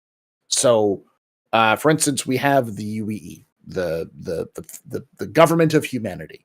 And a lot of people ask, well, are there other governments, other political structures? And the answer right now is no. But does that mean there'll never be structures, or they won't add those in there? No, because they need to have the UEE exist, because it needs to serve a function in either Star Citizen or Squadron 42 to help the developers develop the universe. The lore is not built. So they don't make the lore that then the game has to build from. The game is built, and the lore is brought in to justify it. Now, at the very beginning of the game, they built the background, the canvas, and like the foundations. But those are all very basic and all very, very generic. because it's more about like kind of how you build with like rough drafts, right? You build with an idea. You have an idea for a story. You have an idea for a game or whatever, and you start with that idea, and then as you go along, you start to flesh it out more as things start to happen. You don't start off with this in-depth, 4,000-year history. You just go with what you have and you build from there, and that's really what CIG is doing, and that's the emphasis. Is the writers are there to fill out the universe after the gameplay designers have built it. And they're there to help the gameplay designers with stuff that already exists, like a manufacturer or, a piece of history. And as a result, those kind of very big, broad things will never change. Like they'll never just remove the UEE from existence. That's just, it's too late now. But they might change how the Senate is structured, or how, so maybe the images that represent like the logos that they use for like the Navy or for the Army or for the Senate or whatever. Those things might change because those are just details, and those things change in reality all the time. And a great example of this was Pyro. Pyro was built in a time before you could land on planets. So they came up with interesting, unique ideas for Pyro, with most of the planets being husks that were just destroyed because you couldn't land on any planets. So they need to make a reason why you wouldn't want to go there. Pyro 3 was like Mustafar, right? It was a lava it was supposed planet, to be right? just a lava planet. And when you could land on planets and they started working on Pyro, they realized we need to like pull back and actually look at what this is. We need to have interesting gameplay dynamics and interesting. So that's why it changed entirely. Even the star changed from being red to yellow. And a lot of people got very mad about this. Like they ruined Pyro. And it's like, but the core purpose of Pyro was not its star color. It was not the lava planet. The core purpose of Pyro was it's an outlaw faction, an outlaw system that isn't as structured as Spider and Cathcart, and isn't as like neutral as Nyx. It's supposed to be kind of this Mad Max sort of, different gangs vying for control of this burnt out husk. That's the aesthetic. Like, and you can see how they've gone from that. But that's likely what's going to happen. But Pyro itself didn't change. It's still what it was when it was originally pitched in terms of its story elements. And the story is mostly going to be the same, but the details will change, and because the gameplay is king. If gameplay needs to change something to make it more interesting for people to do it, they'll do it. But that doesn't mean that like no lore matters, throw it out there. It's like, no, because all of this stuff is still foundational to telling those stories. Like they're not going to change the history of Aegis Dynamics because they want to. They'll change the history of Aegis Dynamics if they have to, because they want, because it's something else fundamentally needs to change. So, sorry, it's a little long-winded that. That's what you're here for. I mean, he's exactly right. I mean, from one historian to another, from one teacher to another, one key word that we talk about in education is background information. And that's what lore is. Lore is the backbone of background information. It provides, it's a more complex term, and it provides, it basically complements the narrative. It complements the narrative of what's going on. You can't just skip to why things are until you know what caused it to be why things are, and who was involved in the first place. And things like that, and the scenarios that got things to be what they are. You have to have, lore is deep. You have to have a deep knowledge of what of today's issues. So that requires a complex descriptive of the narrative. So the narrative is just one thing, but the lore complements that.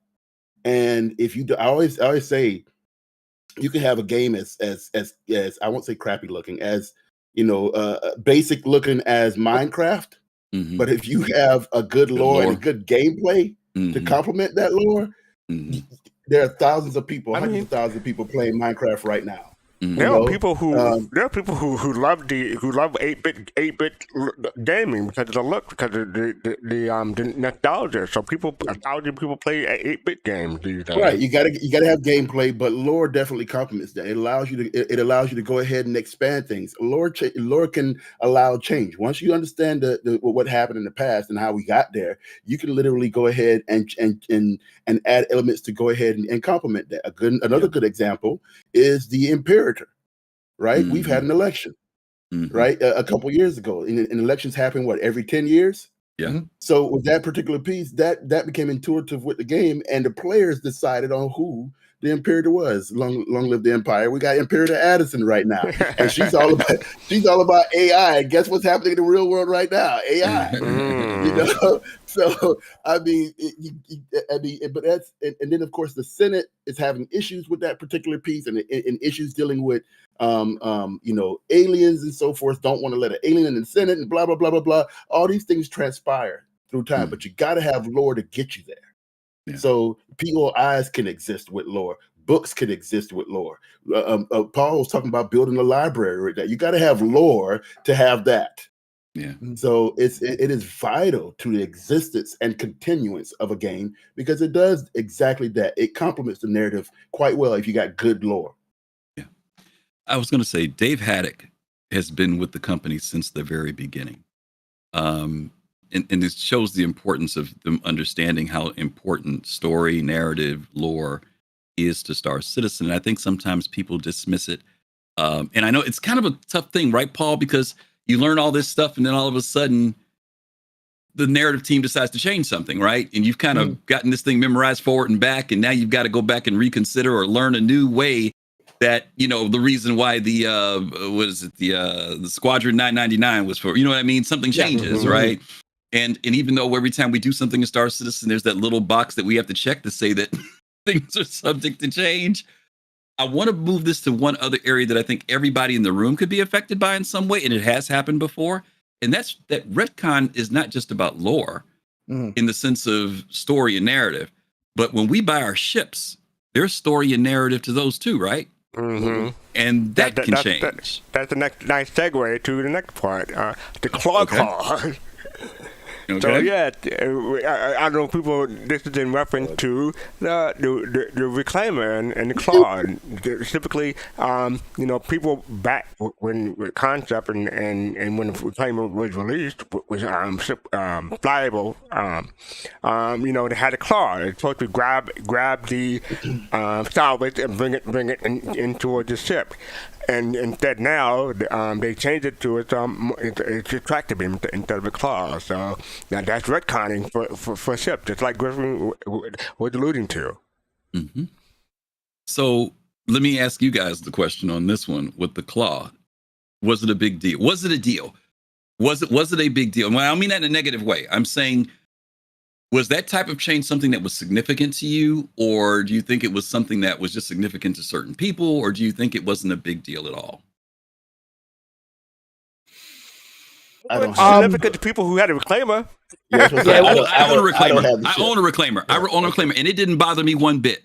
It didn't bother me, but I don't own a reclaimer. But at the same time, I also believe that there are people who really were. The claw was the selling point of the ship. Like that was the bought it because of the claw rather than because of the salvage. And right. Thank you for saying it that way. Absolutely. Because the end result is it. Did you lose making any less money because you disintegrated versus crushing? No. But I think that there were people who literally that claw, they were looking, and that's why I'm saying this. There are things that get placed so back in our head and our subconscious that we grab onto. But I'm not trying to make an excuse, but there's that little freaking box again that says something is subject to change. Now, CIG may, as technology goes, they inferred that they may change it around again. But, I want people to understand that retconning is not just about lore. It could be anything in the game, because, Paul, you said it earlier that was so important. It's not that they want to change something, but if they change it, it's because maybe they have to change it, I'll give a good example. The Banning Mercerman. How many changes have that ship gone through? It used to be a blockade one. No. Positive. All your changes have been positive. You want a ship to talk about, 2 ships you want to talk about that got retconned. One of them was the Origin 300 series. That had a huge shift in design, right? The Cutlasses got a huge shift in design, but the one that raised a lot of stink, the one that raised the stink though was the Carrack. Because when the Carrack came out, everybody, the MSR too, everybody thought they both gained 50 pounds of weight, right? People weren't happy with that design, engine, right? Yeah. But CIG said, hey, if we took this thing to scale versus the concept images, the ship would have got much, much longer, couldn't fit in hangars. They had to check. Remember, some of you guys remember there was a freaking spiral staircase in the Carrack. They had to get rid of all that stuff, right? Yeah. You know. Same with the whole series, right? The whole series had a change. Oh, absolutely. Well. You know, I mean, I do have to give my brother a little bit of credit because I don't like, we haven't heard this in a while, but I do have to give him some credit on that, on the Freelancer. You know, the engines that were VTOLing at one point. That was a major selling point. My brother keeps hounding us on that one, and I got to give him his little shout out. That was another reason why a lot of people bought that, because if you look at the commercial, right, what did they have that Freelancer doing? That Freelancer was VTOL. The engine was VTOLing, having it change direction. That thing was OP in that commerel. Wait. But Kelosal, if you bought a Cutlass when it had them rotating engines, you'd be glad they got because those things sucked. They were terrible. I mean, we played in the Arena Commander. It was the most blown up ship in the Arena Commander at that time, right? Very, very just not maneuverable at all. That was the reason why it lost its ability. They originally were planning on doing it, and then when the Cutlass, which was freaking a greased up pig on skates, when it was flying around with the engine just kind of going. It was awful. He's telling the truth. He's telling the truth, y'all. If you weren't here back then, trust me, it was horrible. Yeah, it was horrible. So moving on from that, I'm going to try to get to the rest of these, but we have Will Star Citizen B for years. So Griffin, I could talk about that. Go ahead. Yeah, yesterday we did a little bit of this on Soul Voices, Paul. And Kelosal was here, but he didn't get a chance to comment. And this goes to something that you said earlier. I've expressed on the show before that I think that there are going to be some people that when Star Citizen is finally finished, it's not going to be for them. That it's not going to be maybe what they thought it would be. That the things that they've maybe created over the years and the ideas that they've had or the dreams that they've had for the game may not come into fruition. Now, that may be because maybe it's just not put in yet, but I'm speaking beyond the fact of, I'm talking about when we're feature complete and we're rolling, right? This idea of will Star Citizen be for everyone? And I want to present another question on top of this for all of you guys, because I want to ask this at the beginning of the show. What would you call Star Citizen? I know what CIG says, but I'm not even sure about it when they say it. Is it everything? Paul, you said this earlier, trying to make a game for everybody. Is it an MMO? Is it a simulator? Is it a life simulator? If you had to say what it is, I mean, you don't have to nail it down to one thing. If you want to say 2 or 3 things that you think encompasses it, feel free to do that. But then my question becomes, if you're not an MMO person, if you say it's an MMO, and then you've got people who are single player RPG who want to come in and say, well, I should be able to do stuff in this game like it's a single player game, there's going to be a conflict. And we've already had that with people who say, well, I think the game should do such and such. And I don't know, can Star Citizen be all things to everyone, or will it be a niche just like Eve is? I've introduced science fiction fans to Eve all the time, but Eve ain't for everybody. As beautiful and as glorious as it is, it takes a certain person to want to play Eve. And I'm wondering if Star Citizen, in some ways, even with all of its options, whether there'll be some people who just may not. This ain't that game for them. I mean, yeah, that's going to happen. CIG at some point is going to have to make a game. Instead of just a collection of activities with hopes. So, you know. Okay. Yeah. Lefty's saying he thinks it's a multiplayer space opera. That's interesting perspective. In terms of definition, I would. Yeah, what would you call it? I would call it a cinematic space opera, a cinematic space opera game. That's what I'd say. Because CIG is definitely like throwing out any sorts of realism or anything else like that out the window, because they don't want realism, they want cinematic. But there are people who want realism, Paul. They want. Oh my God! They want the physics. They want. No, I know. And don't get me wrong. CIG does introduce some of those elements. I agree with what Paul's saying. Paul's saying it's not going to be 100% in that direction. I'm just saying people want different things from the game. That's all I'm saying. They do, and I do think that there's going to be people who, when push comes to shove, realize that the game isn't for them. And I think the reality, which is hitting like a cold water for a lot of people over between the changes to flight and the changes to FPS. A lot of people are screaming, and I think they're overreacting a little bit. People being like, "Oh, this is nothing but like an arcade game," and or this is Halo or Battlefield now. Like, no, it's not. But I get the idea. There's a lot of people who came in because, oh, this feels and looks like Tarkov, or this feels and looks like a space sim. Like I feel like I can like go more controls, and now as they're starting to dial it in, you can see that they want it to be cinematic. They want it to feel like a movie. And so will movies Star and reality are Citizen not the same thing? will Star Citizen deliver Arma? No, Okay. no. When you say armor, you mean ARMA, not. I'm saying not the game. Tarkov. I'm Right. saying the Tarkov armor level of detail to FPS. Okay. Should it, or would it, or maybe eventually they'll get it there, or No. do you think that's taking it too far? I mean, if it's not going to fit the cinematic view of how CIG wants to make the game feel, then it will be ejected. And I think in some ways, it'll be more advanced than Arma or Tarkov, in the sense that it's going to have a lot more damage model is going to be very important. Like injuries are going to be like the lasting injuries and those sorts of things. But all of that is going to be done in a cinematic emphasis. So what happens in a movie? Oh, the bad guy hits the good guy and he gets injured. And now he has to fight injured and escape, or help his friends have to come in and help him out. Which means that you're not going to have a situation where you can just dome somebody from 500 yards with a sniper rifle and then win.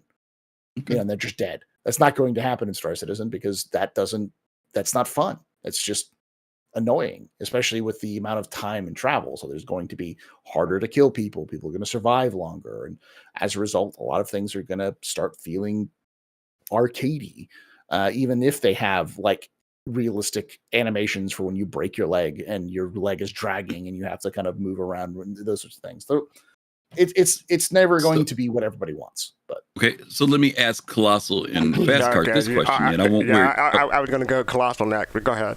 I asked some specific questions I want to make sure I ask on this here. My question to both you, fastcart and Kelosal: the dynamics of this game. Chris Roberts has made it very clear. He said that destruction is not going to be it's going to take a lot to destroy a ship. There'll be much more disabling, crippling, because that creates a dynamic of repair, economics, and a whole bunch of other stuff. You could still blow up ships, but eventually it's going to be very difficult. It's not going to be worth your time, maybe even to sit there and pound on an Idris just because you want to see it fall apart, right? So right now, the thing that feeds people's minds and egos and destruction is blowing up stuff. When that gets minimized and reduced, and to Paul's point, when people stay alive, or, there's not like I killed the person, but I just disabled them, will that be enough? Or will that be too much? Ross, you want to go first? I mean, well, I'll get to that question. But the song that comes to mind is "You Can't Always Get What You Want." I mean, I'm sorry. I mean, I think of other games that have come out and people have said they wanted to play these games. No Man's Sky. I think of Cyberpunk. I'm not trying to say that Star Citizen is going to hit that when it first came out. I hope to God it doesn't.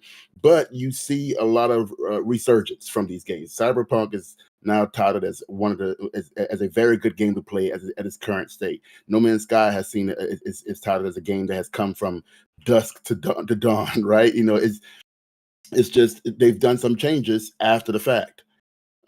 So as far as evolution of the game, for me, as far as will Star Citizen be the game for me? Yes. I can say that now, even with the game being in alpha.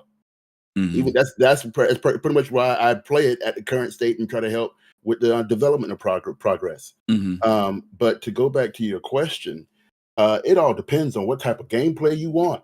That's not the gameplay for me. That's not the gameplay for me to go ahead and blow up a ship. But will we lose people when that becomes tougher to do? That all they can do is disable and you lose them for a little bit. for a little bit. They may come back. They may adapt. They may adapt. They may adapt. Right? They may come back to it and realize that they're not that the type of games that are out there right now that they just left Star Citizen for may not be for them, and they'll come on back. So yes, you will lose some people. That's just how gaming community goes. You know, we can look at Elite Dangerous and talk about the complications from that piece. But yeah, it all depends on the style you want. I am not that type of a person. I got Grumpy back there for a reason. Sorry, guys. He's basically looking at you saying, "It is what it is. Tough it up, buttercup." You know, if you are one of those type of people where you like pew pew and kind of blow up ships, I hope to goodness they make ships difficult. If we haven't even gotten the armor specs in the game yet, so I hope they make it difficult enough for you to sit there and think that you're gonna blow up a ship in a minute. You know, I really hope they make it that difficult. I don't think ships should be blown up in a minute, especially with the type of lore that are in certain ships, like Mists. You know, supposed to have tough armor and things like that and so forth. It all depends on your gameplay. If Star Citizen complements your gameplay, yeah, Star Citizen will be the game for them. If it doesn't, they can go ahead and move forward. You can't always get what you want. For me, I think like Star Citizen 1.0, the game is launched post beta. The game is officially out. I think the first month or 2 months after Star Citizen launch will be rough for campers like me, because you know you'll have all these people who are trying to put a square peg in a round hole, trying to get what they try to play the Star Citizen game the way they want to play it, and only to learn that it's not really working like that. It may be too much for some people, but it'll be fine for me if ships take longer to explode. Especially like my Endeavor, my brand new instrument. I want those ships to take as long as possible for me to try to escape. So that'll fit into my gameplay. But like explosions are nice, but for me, it's not a priority. For other people, it will be a priority. It may turn off some people, but it depends on whether or not they can get other benefits from Star Citizen. Other than that, that'll make a priority for the game wise. As far as the definition of Star Citizen, I would say it's a space/FPS futuristic sci-fi multiplayer game. And that would be my definition for Star Citizen. Say it one more time. What now? Space/FPS futuristic sci-fi multiplayer game. I don't want to be FPS. Okay. Yeah. Interesting. So that's how it seems to me. And I think Star Citizen will be for me. Hopefully it will be for me, because I'm more into the space combat and space stuff more than the FPS stuff. But hopefully I will be able to make my way, muddle my way through when it comes to FPS, especially from Squadron 42. Because I get the feeling that'll be half and half. That's my sense. Gotcha. All right. So up next we have I'm gonna pause something real quickly. Do you mind if I address something in chat, because I've been trying to address it. Okay. So this is one of the things I was saying about earlier when I talked about how lore is sort of like in progress and things can change. There's some people in chat who are upset that like CIG is not internally consistent with what they're doing, and sometimes they're not. Sometimes definitions change and other things change around, and they have to go back and change it. It's happened in the past. Pyro is a great example of something they had to change because they had to make it more sense. But like one of the things that was brought up is like lasers, in Star Citizen. Lasers in Star Citizen aren't lasers. They're not really lasers. They're energy weapons. And if you look at like how they're defined in the game, most of them just have energy weapon kind of attachments to them, where they mentioned those sorts of things. But the reality is that like a lot of that stuff just is flavor text until they have more of a definition. And that's what I mean when I say the lore is an alpha. The lore is an alpha. It's going to change. And those sorts of things are going to turn people off as well. We're talking about like what Star Citizen, because people are like, well, they're not internally consistent, so it's bad. It's like, it's not done. Right. There may be references and things that are wrong. In fact, I know there are. I've experienced it. There are dates that are just straight up incorrect, and references to dates that are straight up incorrect, because they just haven't gone back and bothered with it because they've got to focus on other things. So how do we deal with that as gamers though, Paul? Because obviously when we come in as gamers, this alpha experience that we're dealing with is very unique. I mean, a lot of us Yeah. have done a lot of testing and other stuff on other games, but this is a real different type of animal. And we're bringing those experiences from either completed games or betas or early releases Mhm. and looking for some level of consistency, right? That at an alpha stage, I mean, if you look at what the computer industry says alpha is, it's nothing more than let's just test this and see what this like, and let's see if it works, and let's see if we want to enhance it. I mean, there's a lot of continuation and brewing that takes place, even at this stage, right? Until they declare themselves into the next level beyond alpha. Alpha's alpha is the same alpha freaking as it was in 20. Well, I won't say pre-alpha, but it was as it was 6 years ago. So how do we as gamers adapt to that? I mean, how do we embrace that and understand that there could be things that change, like Tessa Bannister, right? Everybody loved Tessa, and we felt Tessa had great purpose in the game, was our first mission giver. Tessa disappeared, right? But they said Tessa's going to come back, but but she's gone. Didn't mean that was the end of the world. And I think and I've said this on the show before, the further we get into development, the more we get locked into stuff, and we forget that those things can still change for the good or the worse. Yeah. Right. So how do we as players respond to that? I mean, the honest God answer is this game is in development, and if you have the idea, if you're along for the ride, as a gamer or as a media enjoyer, then you're in a good position. But if you get focused on one thing, I only want Star Citizen because it's Tarkov, or because of this one description, this one planet, or something like that. And I'm not saying people do, but I'm sure I do know that some of this stuff will ring true with people. Yep. This isn't for you. Don't buy the game yet. Alone. Yep. Yeah, like because that stuff changes. Like this is the 5th change to how like flight modes work. Flight mode. Like, and that's probably not the last one. There's probably going to be more down the line. And it sucks because CIG has to sell the game to be able to continue to make this vision, and as a result, things are going to change. But like, that's just what it is. You got to do with what you got to do. But yeah, it's just one of those things where. Can we say this too, guys? And I've said this before on the show, but I want to say it again because I think that sometimes it needs to be said. Just because something's not in the PTU and it goes to live doesn't mean that it's not still being tested and that it can't change. Yeah. And I think that people understand when it's in the PTU that, okay, we're testing it, we're trying to see if it works, blah, blah. And then there's this subconscious thing that once it goes to live, well, this is it. This is what it's going to be. But that is not the case. Stanton is still a freaking testing ground, no matter how you want to look at it, gang. And things can still change. I know. Remember when salvaging, when people found out that they could get the loot out of the ships instead, and it was like way more money to just go get salvage behind? I was like, oh, they're going to change that. Then people got mad when they reduced it. It's like, what are you getting mad about? I know you guys didn't think that was going to be salvaging, was getting the cargo off of these ships, But I'm saying people get used to something. Yeah. And then when it changes, they kind of lose their whatever. And we're trying to tell people that's going to happen. I guess I'm trying to keep a lot of you guys out of the insane asylum and off of blood pressure medicine. That's really what I'm trying to tell you. Honestly. Yeah, I wish people were around when the cargo first came out. Remember, you used to blow up the ship and you had hundreds and hundreds of cargoes that just crawled out. Loot pinata. Oh my God.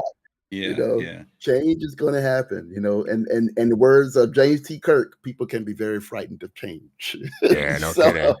So calm down. It is an alpha, and just go with it.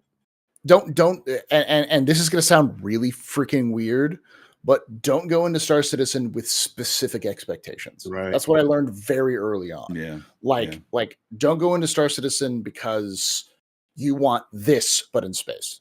Go in there with the idea that you're looking for a specific something, and even sometimes generic stuff like CIG could entirely fuck up the experience of multi-crew.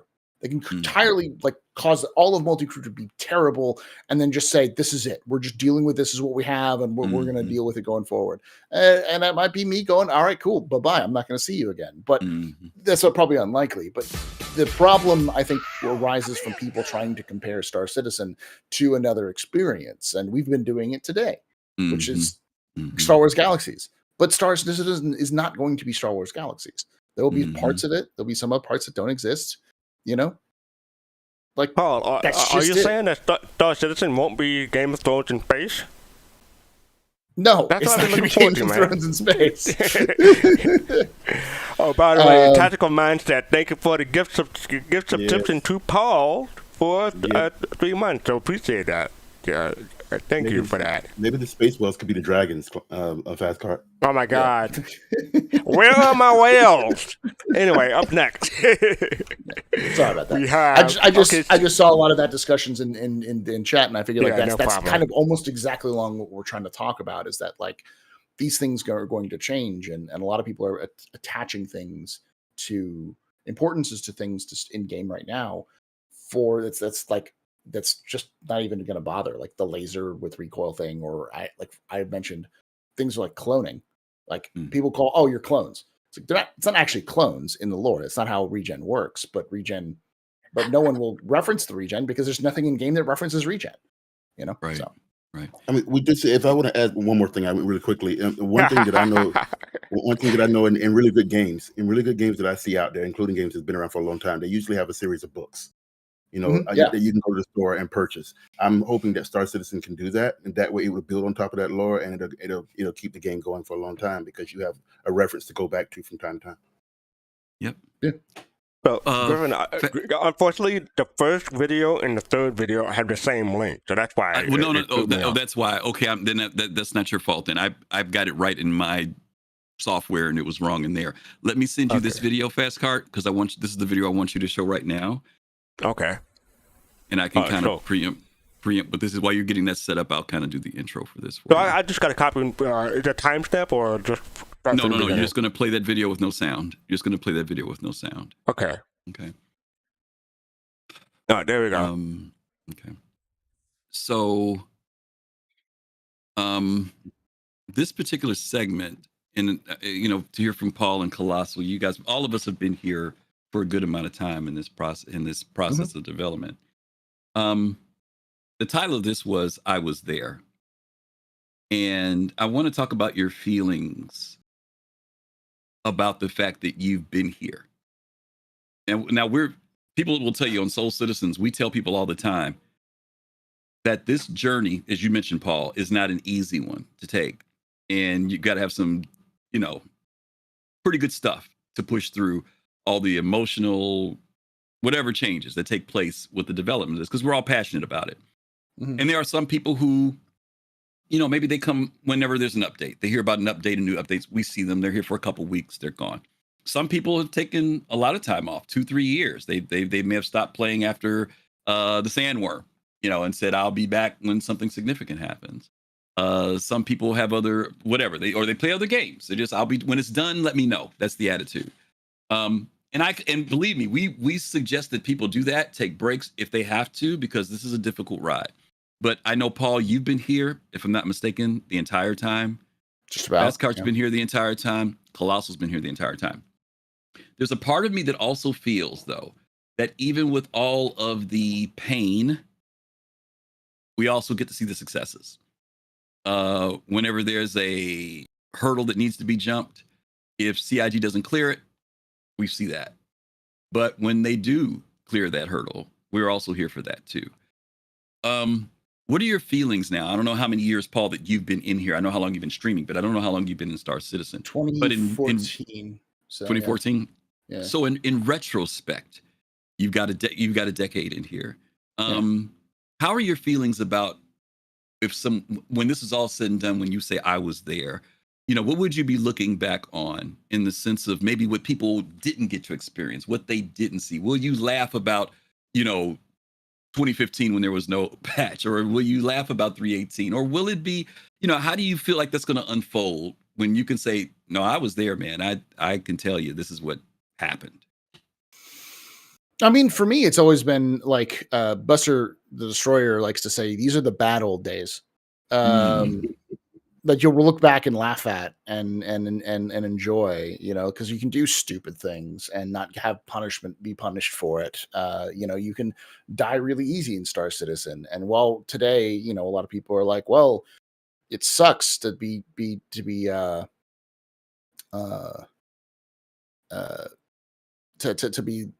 it sucks to be to having to die and then respawn and then reset all my stuff. It's like, yeah, but wait until Death of a Spaceman is in, or multiple systems are in, or like there's going to be so much more pain and suffering you're going to have to go through if something like that happens.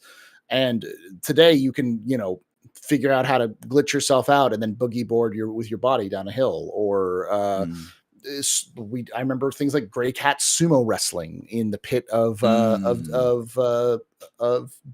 and Levski. I remember things like the Levski airlift, the original Jumptown Wars, all these sorts of events and these things that have happened in the past. I'll remember them as events that happened that I was here for, that are interesting stories to tell in the future, where other people who are like, oh, well, I've just enjoyed this game. You could sit down and be like, listen, this is where we've been. It's been so much different from where you originally were. And you don't really get a chance to experience that in a lot of places, like especially for video gaming. It's very rare to have something like this where a game lasts 10 years, 10 plus years, and be able to be there, to be like, it's like to be there at when WoW first launched versus today, it's that kind of feeling. So yeah. Kelosal?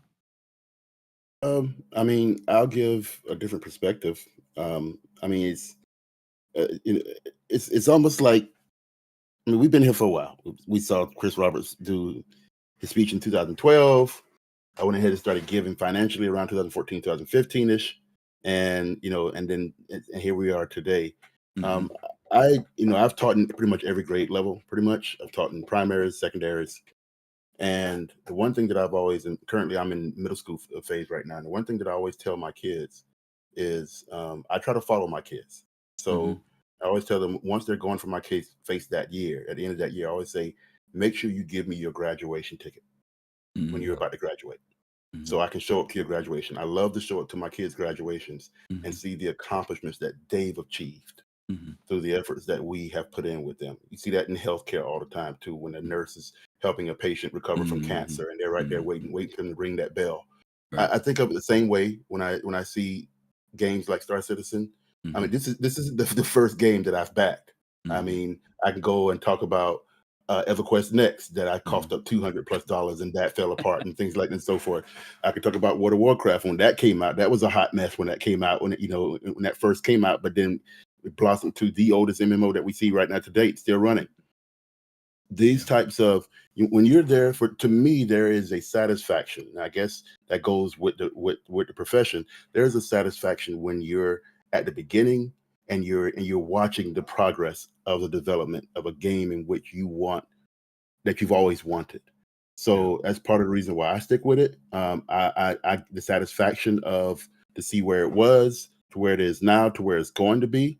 It's almost like we kind of saw the vision. We kind of knew what the vision was. Those of us who are still sticking with it today. And then of course the friends, I mean, the people on this panel. I never would have met you guys had I not been involved in this game. So I mean, these are life-altering achievements that this journey has allowed me to have. So I enjoy it, and I still enjoy it to this day, but it can be quite beneficial in terms of social progress and in terms of development of progress of the game. FC, before you answer, the reason why I wanted this video to play, and I was going to let Paul elaborate, but I think I'm going to let you elaborate on it. What you guys are seeing is the Inside Star Citizen, where they showed the preparing for CitizenCon last year in 2023. And Paul was there, I was there, Kelosal couldn't make it. But in light of that question, fastcart, about I was there, you've been to 3 CitizenCons now, you've been to 2 VerseCons. For you, when you look back on all of that, and you say, well, I was there, I went to these things, I attended them, I invested time, I invested money, not just in ships, but literally in people. What's your feeling about it? Back in my day, we had hangars that would expand forever. It would kill our PCs, and we was thankful for it. We would drive our Great Cat PTV uphill, through the snow, both ways. I was there. No. See, now I forgot the original point of the question. No, as far as, no, I went to one VerseCon, so let me correct that real quick. Just one? Okay. Yeah, just one VerseCon, but Okay. yeah, three CitizenCon. But I think I will look back on these days fondly. Because I mean, if it wasn't for Star Citizen, Colossal touched on this. I would not have as many people in my life as I do now. I would not be part of Soul Citizens and be part of this amazing group. Would not have met Paul and hang out at the test house back in 2016. Remember that, Paul? So yeah, there's a lot of things I can look back on and say I was there. It was fun. It was worth it. And I encourage other people to try to participate if they can, or participate however they can in their lives. Like don't stress yourself out. Don't try to get into situations that you can't handle. But have fun. But make sure it's like. Make sure when you have fun, you're not doing it at the expense of other people. I do ask people to do that if possible. I'm not sure if that answers your question, Griffin, but yeah. Yeah, it is. It does. For me, the I was there. I want to say there are several moments in this game that kind of the ones that are like the monumental moments for me. One of them, and you guys may remember this, the first time I walked out on Port Olisar, when I came up the stairs and stood out there, and you saw the rings. Remember that spinning, and you saw Crusader out in the distance, and all of a sudden the scale of the game hit you at that point. And that was just at that one little station, which seemed like a big station back then. The second moment for me was the first time we were able to go somewhere away from the station, and I landed on Daymar.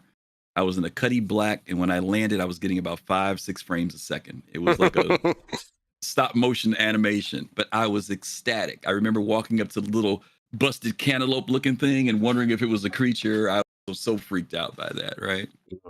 But then, since then, and the things that we've been able to do and the things we've seen in the game, I'm saying those moments still stick with me. And I want to encourage everybody who's watching us or is watching our videos later.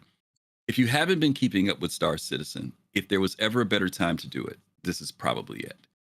If you can hang out for the next year and watch what's going on, based upon what we've seen from October of last year till now, we've seen so much scaling up. And I believe that there's going to be, and I'm sure some of the panelists here believe the same thing, there's going to be even more scaling up. There's going to be more there. We're moving from vision to reality much more now. And as you guys know, this weekend, Eva Kai was doing testing with the jump points, which was successful for them. Just doing tier 0, but it worked. Some people said that what we saw at CitizenCon was just a small scale. It's easy to do that between just 2-3 locations. And I don't know if they're there yet, but guess what? We saw it kick in. We've seen replication layer kick in. And not just that, they got up to 330 players. I don't know what they did today. That was yesterday. Thanks for getting ahead of me, fastcart, on my speech. Thank you very much. So, geez, I'm naming stuff right now. Population increases, which we've talked about, is so vital to when we expand into other systems that it's important to do that. And now we're looking forward to things like the AI and the economy. I'm encouraging you guys to be around for it, to say that I was there. It'll be great to come in later when it's finished, but there's not going to be too many opportunities where you're going to play a game that's going to give you this level of engagement and involvement. And I think that if you hang in there with it, it'll be worth it in the end, just like Paul said. Okay. Okay. So just before we get to that Q&A, we do have a special presentation, I guess. Paul, someone very well, had a book coming out. And tell the people about it. Sure. My wife is an author. She's an aspiring author in the sense that she wants to work as an author. And she got her first book professionally published. And it's coming out on April 20th. Full release is April 22nd. It's out for pre-order right now. It's called Panic Eyes. It's a very personal story. It is a novel, so it's not based off real events or anything like that. But it is based off her own experience, coming to terms with her own PTSD and why I don't want to say the old word for it. This is the new word for it. Dissociative identity disorder. So, but the story itself is it's as uh, Amazon calls it, it's a thriller and suspense. It's my wife described it as slice of life meets Stephen King. Mm. So part of the story takes place in her daily life as she's going to a gaming convention to support her fiance, and she has drama with other people. It's kind of her life trying to like navigate the gaming space. And at night, she's having these dreams, which are really intense and complicated and confusing. And as the book goes on, the dreams and her reality are starting to mesh and kind of blend into one another. Um, Mm. so there's a lot of like different story elements to it. Like, I'll say I read the book. It's very good. My wife writes what I would call a page turner. You can get really, really kind of tied into the characters in the books. And then she does really good, not like twists, but a lot of very kind of changes around. And like when I've said, the Slice of Life meets Stephen King. She's a big fan, a horror fan, so it's very suspenseful. This is what she really kind of goes for. So yeah. Very I'm looking forward to the movie. No, I'm kidding. It's funny. I did talk with her about it. I was like, "What if they turn it into a movie?" She's like, "I would never let it go to the movie for Warner Brothers without massive amounts of money because she's currently very mad at Warner Brothers." So, All right. She's already got a so plan. yes. That's cool. So we do have a couple of questions. Let me just switch to here real quick. One question is from Axis 0096. So why aren't they asking Paul to make his version of Lore official? We need acknowledgement of the Redeemer as a field product, while in Lore we need acknowledgement of the Redeemer as a field product in Lore. So why aren't we doing that, Paul? well, I'll explain something because that's actually something that kind of brings up the whole like how CIG has legitimately screwed up on some lore aspects because they just don't care right now. And one of those is the Redeemer. For those of you who don't know, the Redeemer is referenced in lore multiple times, and it's all contradictory. At one point, the Redeemer was legitimately put at the floor of IAE with the little plaque, the little in-lore plaque that mentions the 2014 or 2016, what was it? The next great starship contest. This is the winner of this. And it's just like, why is this in game? Why is this in lore in game in a plaque at IAE? This makes no sense. That's just a great example of that sort of things. And I actually did as a kind of we're raising money for charity, and as part of the thing was that I would have to do a fan lore for the Redeemer to fix it, and so I did. It's a pretty good lore piece, I think, like a little fan fiction as it were. But I also screwed up on some of it myself, so I know how easy it is to get screwed up on dates and other things that have happened. But it's still I still think it's a pretty good kind of idea. So yeah. All right. Our next question is from Possum Face. Do you think lore is too far in the future with some of the guns and bikes, like the Ranger, that's a motorcycle? Do you like the mixture of now and the future? That's like three questions in one. But do you think it's too far in the future, or do you like the mixture of now and the future? Anyone? I know we talked about this a little bit the other day, Paul, because when they did, interestingly enough, when they did Starfield, they did that. Remember, they did that like retro NASA kind of thing and whatnot. It's kind of, we're not the only ones kind of combining that, right? No, I think it's important to keep in mind that CIG is doing a couple things. First of all, the way that CIG develops the game is rule of cool. That has always been the way. What is cool is going to defeat anything else, and they'll figure out a way of how to fix it later. And now I think that's starting to change now that Star Citizen's becoming a product. But as a result, we have a lot of those leftover rule of cool things. Like you do have a hover bike, and then you also have the Ranger. How can you have a car in the future when you have efficient like personal spaceships? And the answer is because CIG wants to have vehicle gameplay because it's cool and it gives you a reason to have ground. But now they have to justify it in game and in lore and all sorts of things like that. So I don't envy the writers, but I do know that the writers have managed to handle this sort of thing with grace in the past, especially with the regeneration, which was a big retcon.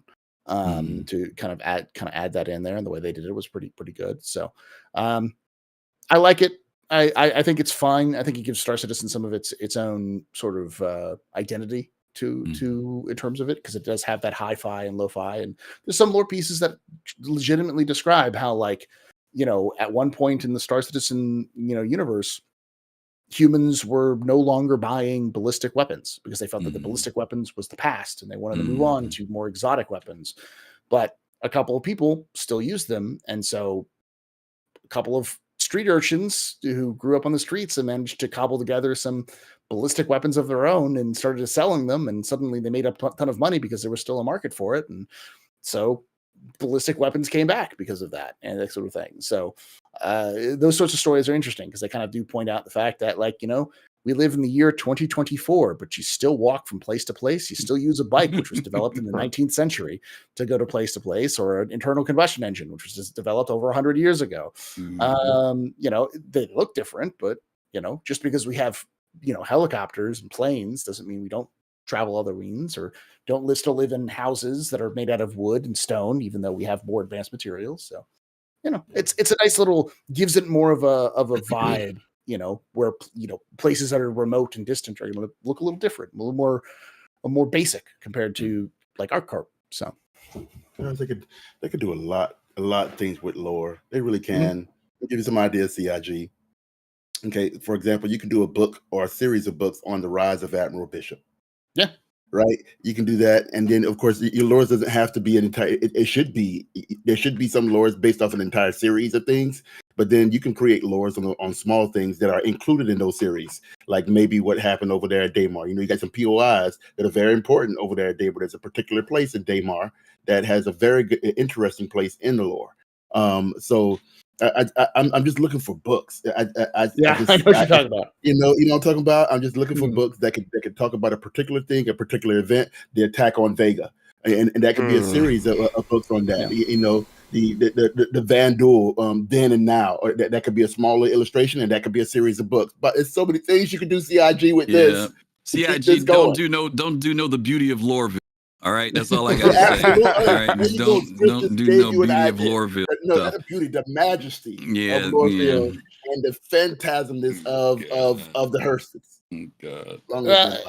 There's a point, and Admiral Kusnaja points out. So we're using 30-round magazines 900 years later. That's not really innovative. Well, I mean, how long have 30-round magazines been around? Yeah, right. If it works, if it's not broke, if it's not broke, don't fix it.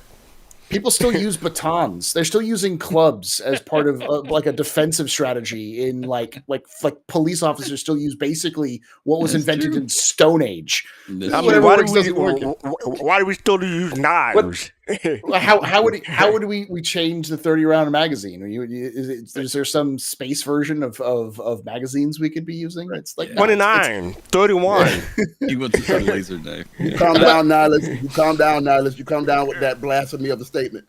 But at the same time, I like the idea of having ballistic weapons, and that is a point. Why do we just have 30-round magazines? Well, maybe CIG could develop. Can help us get more larger magazines or smaller magazines or different weapon ammo types, which CIG's talked about in the past wanting to do. So, but that's just more of they want to develop it at some point, and just not the priority. Getting a 30-round magazine to work is good enough. Move on to the next part. And before we wrap up, Paul Shelley's things on Hurston. Make a book on all the Hurston. Before we wrap up, I just want to say, like, when it comes to the Ranger, the Temple Ranger, the motorcycle, I'm looking forward to that thing because I want to get my Akira on in the Star Citizen universe. I mean, I'm sad that it's taking so long to come out because, I mean, Gravel is fun and all, but something about the tactile that's wheeled under you and vibration and stuff like that. I'm looking forward to the Ranger. That's me, y'all. All right. So I think we should wrap up now. Paul, thank you very much for joining us. No problem. And also thank you for Griffin Gaming RPG. You had a big day today. Thank you for coming when you can. And Kelosal, thank you for coming also. And I think we should start wrapping up here. So yes, Podcast Saturday. We had 2 of the 3 people here. As a matter of fact, let me copy this in here so I can get you in here. There you go. Yeah, you'll be on top, so that's fine. But yes, Podcast Saturday. Starting with Soul Voices. You want to tell people about Soul Voices, Griffin? Oh, Soul Voices is our what about Thursday show? Yeah, I did correct. Thursdays before Saturday. Anyway, Thursday before Saturday. Go ahead. I ahead. know, but I asked you for it. You just go along with it. Anyway, I just forgot. All right. So Soul Talk Thursday 9 p.m. Eastern, 1 a.m. UTC because of the time change. Thursday we come and talk with our Star Citizen community about what's going on this week on Star Citizen. We cover ISC, Star Citizen Live, and sneak peek and what have you. What else is going on in Star Citizen? That is Thursday 9 p.m. Eastern, 1 a.m. UTC. Now Saturday. And then Saturdays at 3 p.m. Eastern time, we have Soul Voices, where we do one-on-one conversations talking about items that come from Spectrum, Reddit, or the gaming industry, and sometimes the Star Citizen community, or stuff that I just come up with. So that'll be Saturdays. You want to come on one-on-one, share your thoughts, 3 p.m. Eastern time. And Kelosal, want to talk to you about Podsat? Every Saturday we have Podsat Saturdays, which starts off with basically a trio of shows. Starts off with Soul Voices, with Soul Citizens. That starts at 3 p.m. Eastern. Griff comes on there, and a variety of that's where we call people to come in to the Discord, and they come in. They have a conversation about what goes on with Reddit and so forth. Then it moves over to our great friend, TheAstroPub, Paul Shelley, at 6:30, where he has his cast of characters as well. It's a great show to watch. And then, of course, the trifecta ends with Relay at 9 p.m. Eastern, the OG of Star Citizen. So come with us and enjoy all 3 prospects talking about Star Citizen on Saturdays. I just want to ask Paul before we move on, how's the rebranding going? Because, last week's Captain Table was epic. No. It was legend. Wait for it. Yeah. Gary. I mean, yeah, it's going fine. I think we're luckily we haven't been canceled yet, so we're still good. So I need to work harder next time. I'll see what I can do. So up next we have next Sunday, celebrations in the show, lore celebrations. We talk about, I got to copy Griffin again. Griffin, you want to tell people about this show? In next Sunday's show, 7 p.m. Eastern time, we're going to be talking about celebrations, all the different lore celebrations that are involved in Star Citizen. We're going to also talk about some maybe other celebrations that haven't been thought of yet. So hopefully you guys will join us, get the background on all the great things that go on. We just finished up with the Red Festival and the Valentine's Day and Luminalia and all that stuff. So we're going to be talking about that next week so you guys can get some good conversation in about the celebrations that we celebrate in Star Citizen's universe. And most importantly, please notice the new time. It is 7 p.m. Eastern, 11 p.m. UTC. We're moving ahead an hour. So we have daylight saving time, and we changed it to Soul Citizen time at the same weekend. So sorry for the confusion, but yes, we're starting at 7 p.m. Eastern from now on Sunday. All the other shows are at the same time. So thank you for that. But I think that's it. Who are we going to raid? You said okay to who I said we were raiding. Oh, so yeah, we're gonna raid Mady and Ayana. I'm not used to running the Sunday show, y'all. Anyway, yeah, Mady and Ayana, and what I say at the end of every show, see you on the black. No, wait, I got confused. Wait. Before you go there, though, before you go there, the Mady and Ariana is pushing for partner guys. So when you go over to visit with her, hang out for a little bit if possible. We really want to support her with that. So she can move to our partner with Twitch, and she's been working on that real hard the past few weeks. So if you like what you see, follow her and take a look at what she's doing over there with Star Citizen. Yeah. Yep. Cinderella, peace, love, and soul. Oops.